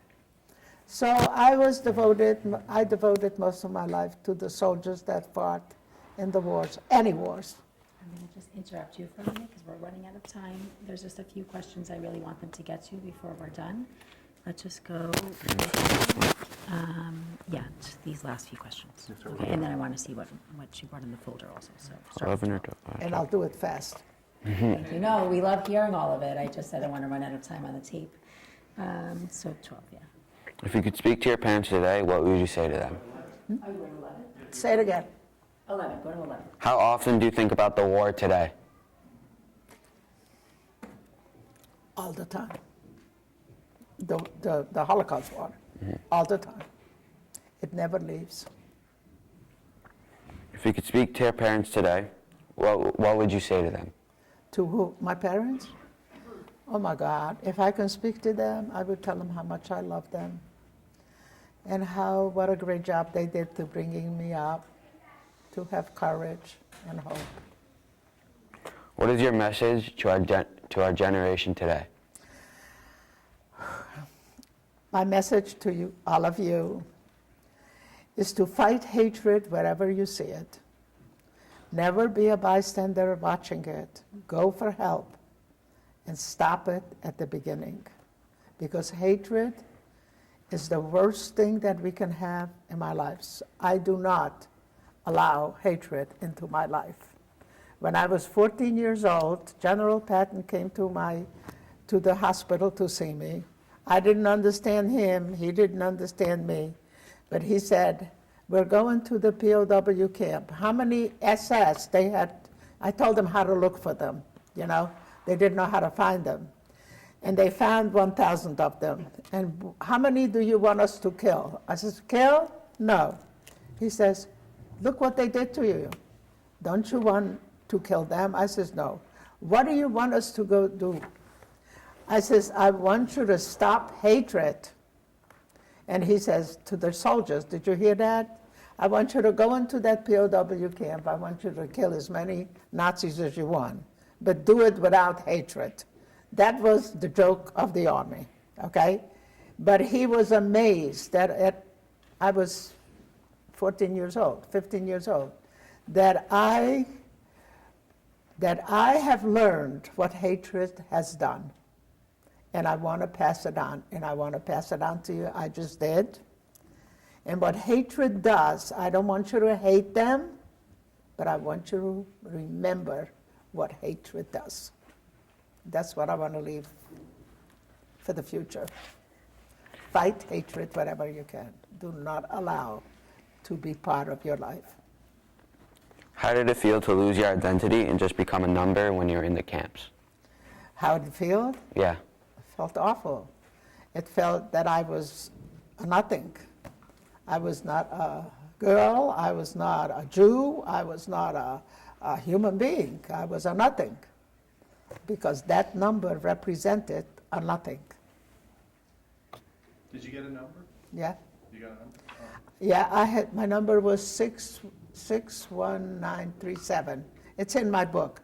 But my number was taken out by Mengele because the SS were tattooed with the same ink under their arm, SS. This is what I tell General Patton's army when they were looking for the perpetrators. They said, we don't know how to find them. They took the uniform off and they look like any other. I said, left arm, their left arm, if they have an SS tattoo then, that's your perpetrator. And 24 hours, they had 1,000 of them. So yeah, they tattooed our numbers with the same ink as they had. But in 1944, when they were losing the war, they had no laser to take out those things like we do today. So Mengele experimented on us how to take out the number. And he did take out the number. But he did not take out the pigmentation. 71 years and I still have a white line here where the number was, okay?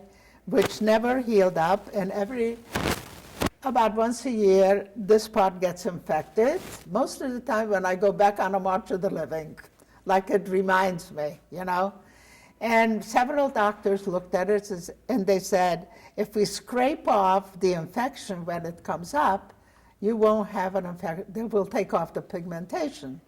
I says, is it affecting my body or is it going to kill me one day? They said, no. I says, well, don't poke in my arm. I mean, enough was poked in my body, so, let's leave it alone. I can deal with an infection that lasts maybe a couple of days, so, yes. What's next? Should I ask this one? I was like this, but Yes, is there any? no. All right, forget that. Ask this question. What gives you hope now? Everything. You give me hope. I go on a March of the Living with 10,000 teenagers, and they are my strength, my hope, my everything, because you're going to be those leaders one day, and it's going to be up to you to make sure that everyone is free to practice their beliefs. And if you remember the Holocaust, that will be a memory to all the martyrs. So never let it happen again. And I believe very strongly that it will never happen. It happens, there is genocide all over, but it's never going to happen on the vast, all over like it was the Holocaust. The Holocaust will never be repeated. It's too big. But there will be genocide, there still is, and there always be, because there will always be people that hate other people. And if we can stop that, we will never have any problems. But all we can do is try. So keep trying. Do you have any pictures to show us, and how did you get them? Do you have any pictures to show us? Oh my God. So could you show us your diamond, Yeah. the necklace? Well, this is my mother's diamonds. Okay, let's And they are 4 diamonds that I saved because I don't know how many there were. I didn't have time to look for them.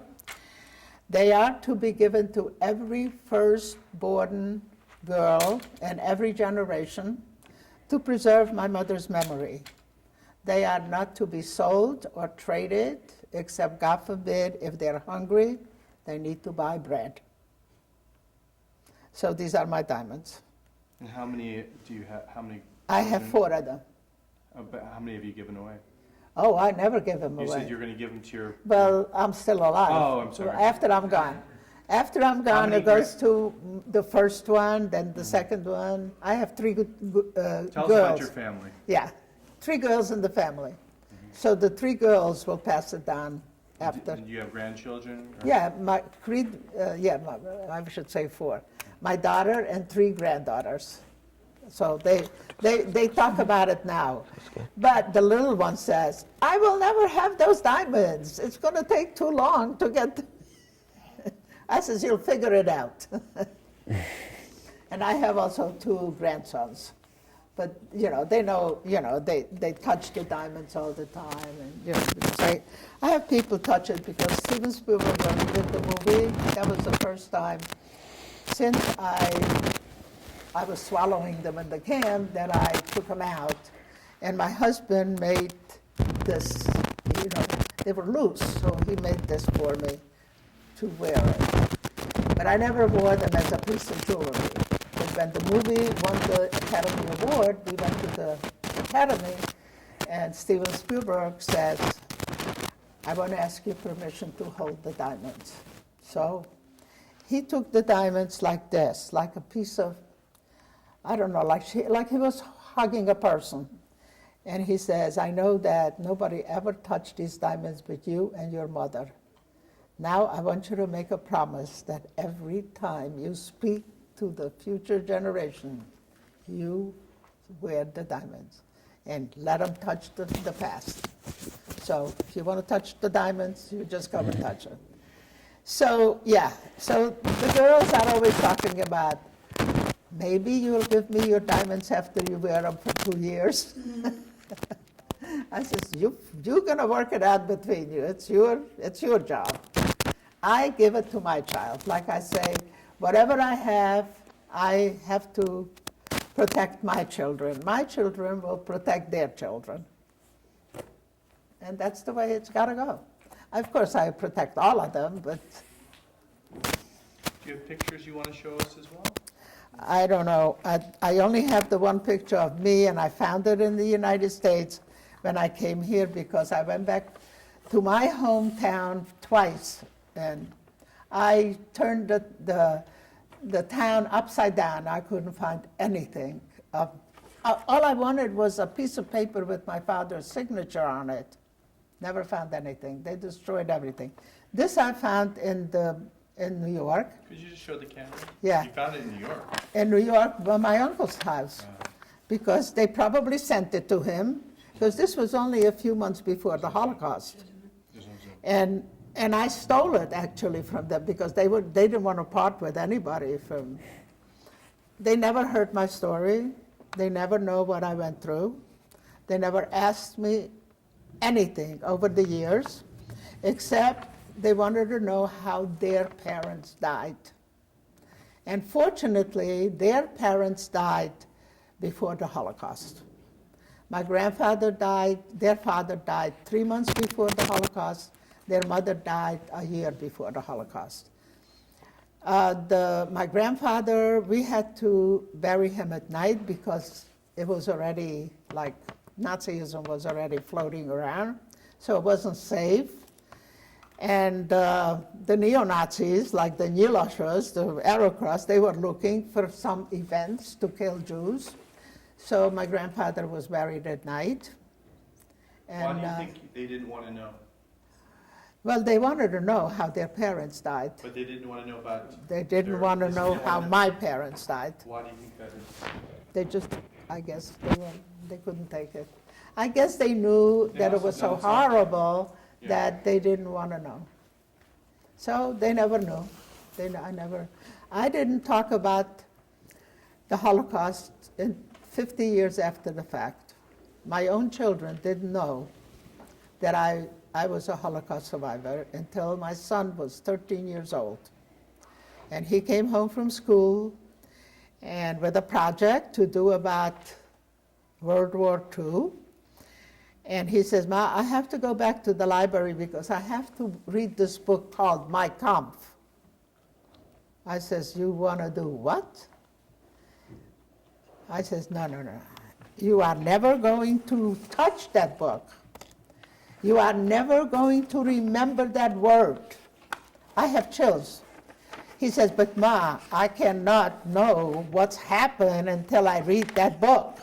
I says, you will never read that book. You will never bring that book to my home. And he says, I says, what's your other option? He says, if I can find somebody that was there and interview, I won't have to read the book. I says, you got it. When is your project? He says, a week from Monday. I says, okay, I will try and find somebody that was there. And meanwhile, I want you to write down everything you want to talk to this person about. The Sunday came before the Monday. My son has a photogenic mind. He does his homework on the way to school. So I said, okay. And meanwhile, I want you to write down everything before this person comes so we don't waste too much time. Okay. Sunday came, he says, Ma, today is the day we need to see that person. So I said, okay. My daughter he was 11 and she was 9. No, he was 13 and she was 11. And he said, I said to her, Robin, I would like you to stay here for 15 minutes after, Mark does his homework. He says, Ma, he does his homework on the way to school. I have to study for 3 days. You want me to help him? I said, just for 15 minutes. And she didn't want to do that. But I knew I wasn't going to do this again. So I wanted the two of them be there. So we finally sat down and I said, okay, before this person comes, let's see what you wrote down. So read me what you want to ask this person. His list was this big. So he starts reading and I am answering every question. I don't know how far down we went on that list, but the two of them went, Ma, how do you know all that? And my eyes were already full of tears. And I says, I am a Holocaust survivor, and I was there, and that's how I know this. My daughter started crying. My son picked up his homework, went up to his room, never, ever asked me another question about the Holocaust, never went to see anything about the Holocaust, read anything about the Holocaust. He was angry. He was so angry. I says, Mark, you have to talk to me. He says, Ma, they had no right to do this to you. And I am angry. And I don't want to know anymore. So I don't force the Holocaust on anybody. I says, something is going to happen. He will kind of come into the century. Well, in those days, they weren't showing any movies. There wasn't too much going around about the Holocaust. So 30 years later, he was 30 years old. And up until today, he was 13 when that happened. Never spoke about the Holocaust. Never asked. But every day at breakfast, before they went to school, he would sit and he would kind of look at me a certain way. Never said a word. And I knew that things were going through his mind. I didn't know what, but it was something that he was studying me, I guess, for surprise, or how did I get here, or something. 30 years later, this movie came out, The Last Days. And it won the Academy Award for Best Documentary. And it was premiering in New York, and he lived in New Jersey. And that weekend was Super Bowl in Miami. And after Super Bowl, we were premiering the movie in the Four Seasons in New York. So the whole crew of the movie went to New York with Steven Spielberg and all the other dignitaries. And they showed the movie in New York. And everybody, there was somebody came to this movie. My son calls me and he says, "Ma, you come to New Jersey and I will get a limo and we all go to New York together." I says, "No, honey, I will send a limo for you. So you invite whoever you want to go with and we will, pick you up to come." So we did that. He came to New York, to my hotel, and he says, he didn't talk about the Holocaust, but he just said, "I hope that we will enjoy the movie." I says, "Well, you have to judge for yourself. After you see it, you'll know." So what's his name? I forgot his name. The guy that found Mengele, he was part of the... Wiesenthal. Huh? Simon Wiesenthal? He was there. And he came over to me and he says, "Tell me what your son knows." So I quickly told him he doesn't. He doesn't want to know anything about the Holocaust. So do me a favor, I says, sit next to him when you watch the movie, because I'm in the movie. So he said, "Oh no, that's your job. You sit next to him." So I did. And he cried like he was 5 years old the whole time that movie was on.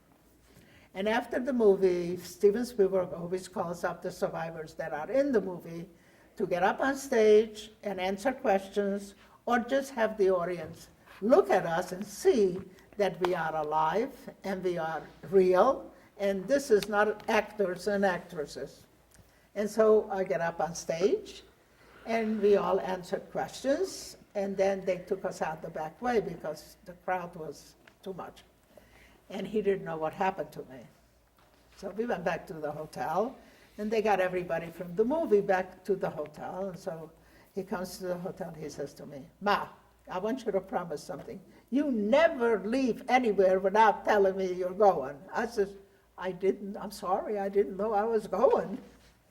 I didn't know I was going without you. So, So then he didn't talk about it too much. I said, "Well, I want you to tell me one thing. How did you feel during the movie?" He says, "I learned so much about you." Okay? That's it. After that, I stayed in New York for a couple of days and went on different shows. And then I went with Steven and Tom Lantos to Berlin, and we showed the movies in Berlin to the children of the perpetrators. And I want to tell you an experience that I had. They were all glued to their chairs and watched this movie. And after, when we went up on stage, it was only Tom Lantos and myself that were there. So Tom and I were on stage. He always talks about civil rights, and I talk about the Holocaust. So they asked me, they didn't talk about civil rights, but they wanted to know what they should do about the Holocaust. They don't know what to do. They're ashamed, they're afraid. He said, "This is the first time we came this close to a survivor because we're afraid." I says, "Okay, what do you want me to do? I cannot forgive you or whoever. I know you didn't do anything in the Holocaust, but I can forgive whoever did." Is that what you want me to do? I can't do that. So what do you want me to do for you? Just tell us what to do in our lives about our feelings, how we're ashamed, we're afraid. We're afraid to be here because you're here. And one person got up, he said, "My grandfather was killing Jewish people in mass graves in your country, in your region, in the mountains. I lived there in the mountains." I says, "Okay, so you want me to forgive you for that? I can't." I says, "But I'll tell you what to do about it. It's not your place to be punished for what your grandfather did, but it's your place to teach your children, your neighbors, your country, and the world what you have learned, what they have done. From what they have done, you need to teach them so nobody ever does it again. And that's what you do. Not to sit home and grieve about your grandfather. Your grandfather was already punished either by men or by God. So forget him. But teach the world not to, from what he has done, learn from what he has done and teach it to everybody. Steven Spielberg came up on stage and he hugged me. He says, look at them. They are now smiling. You lifted some burden off of their shoulder. It's not their, it's not. They're young people. They weren't probably even there. They were kids. They knew what their parents or brothers but they couldn't do anything about it. I was a kid too and I couldn't do anything about it. So yeah. So I said to Stephen, 5 years from now, Germany will be the first country in the world that will accept the Holocaust and learn from it. And that's exactly what happened. The students would like to have a picture with you and maybe also to touch your diamonds. Yes. And they also have a gift for you. And I donated I wrote a book. It's called The Fifth Diamond. Yeah, and I left one to the library for you, so you can learn from it. And the last days are on YouTube, and this is what you're going to pull up that you're going to see. Oh, wow, okay. I'll take a picture of it. Wow. It's amazing. Yeah. It's in that movie? And he lived in New Jersey. He was Schindler's List. It's your grandfather from your mother? And I knew all the survivors in New Jersey. Another survivor just arrived for this afternoon, Leon Shagrin. Shagrin, do you know? I see it. I feel like the community here is very small. Everybody seems to know each other. What do you want me to do? Oh, this is just permission for us.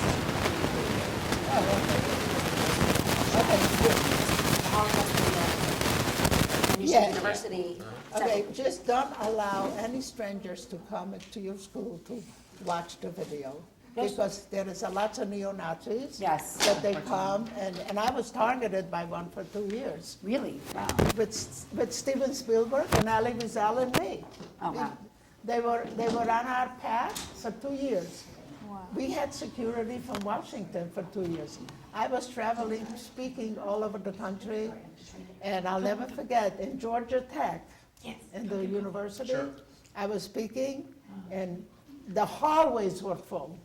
And this neo-Nazi, 25 years old, that was in the high school when I spoke in his high school, was in the audience. He's the one that was targeting me.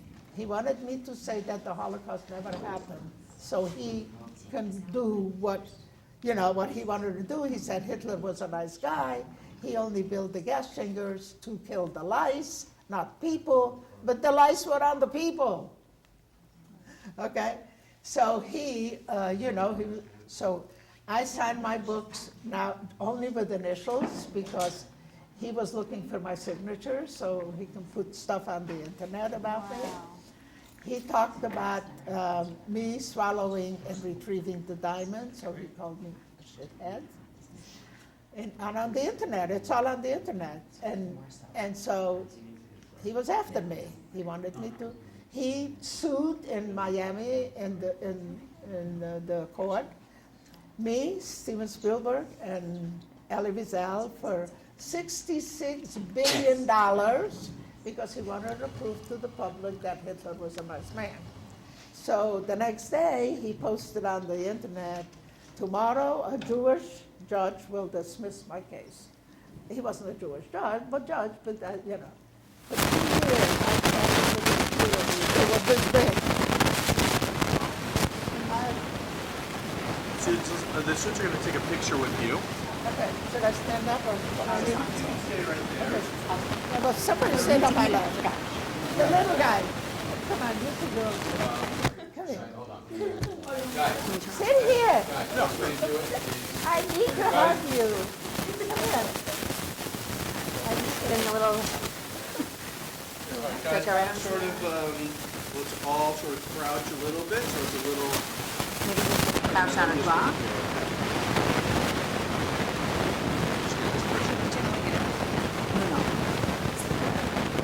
Look at that. Instead of you, you look here. You got over there. That's better. Easy. So I guess you kind of moving. I told you, you can hear.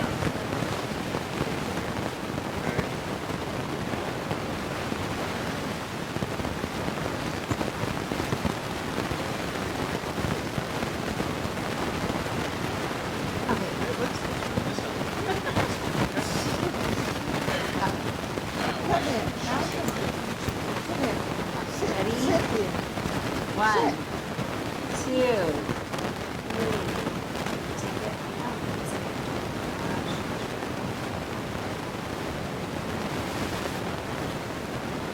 Amazing. You guys want to get the time? Yes, touch them. You're touching the past. Hey, just don't block my camera, please. Block my camera. You too, don't block my camera. Okay?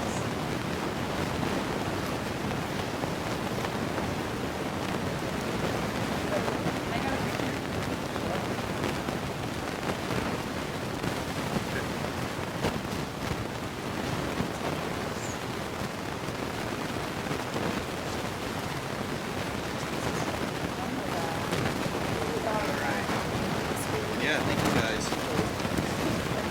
Walk with you out. We have to get that shot at least. I love you.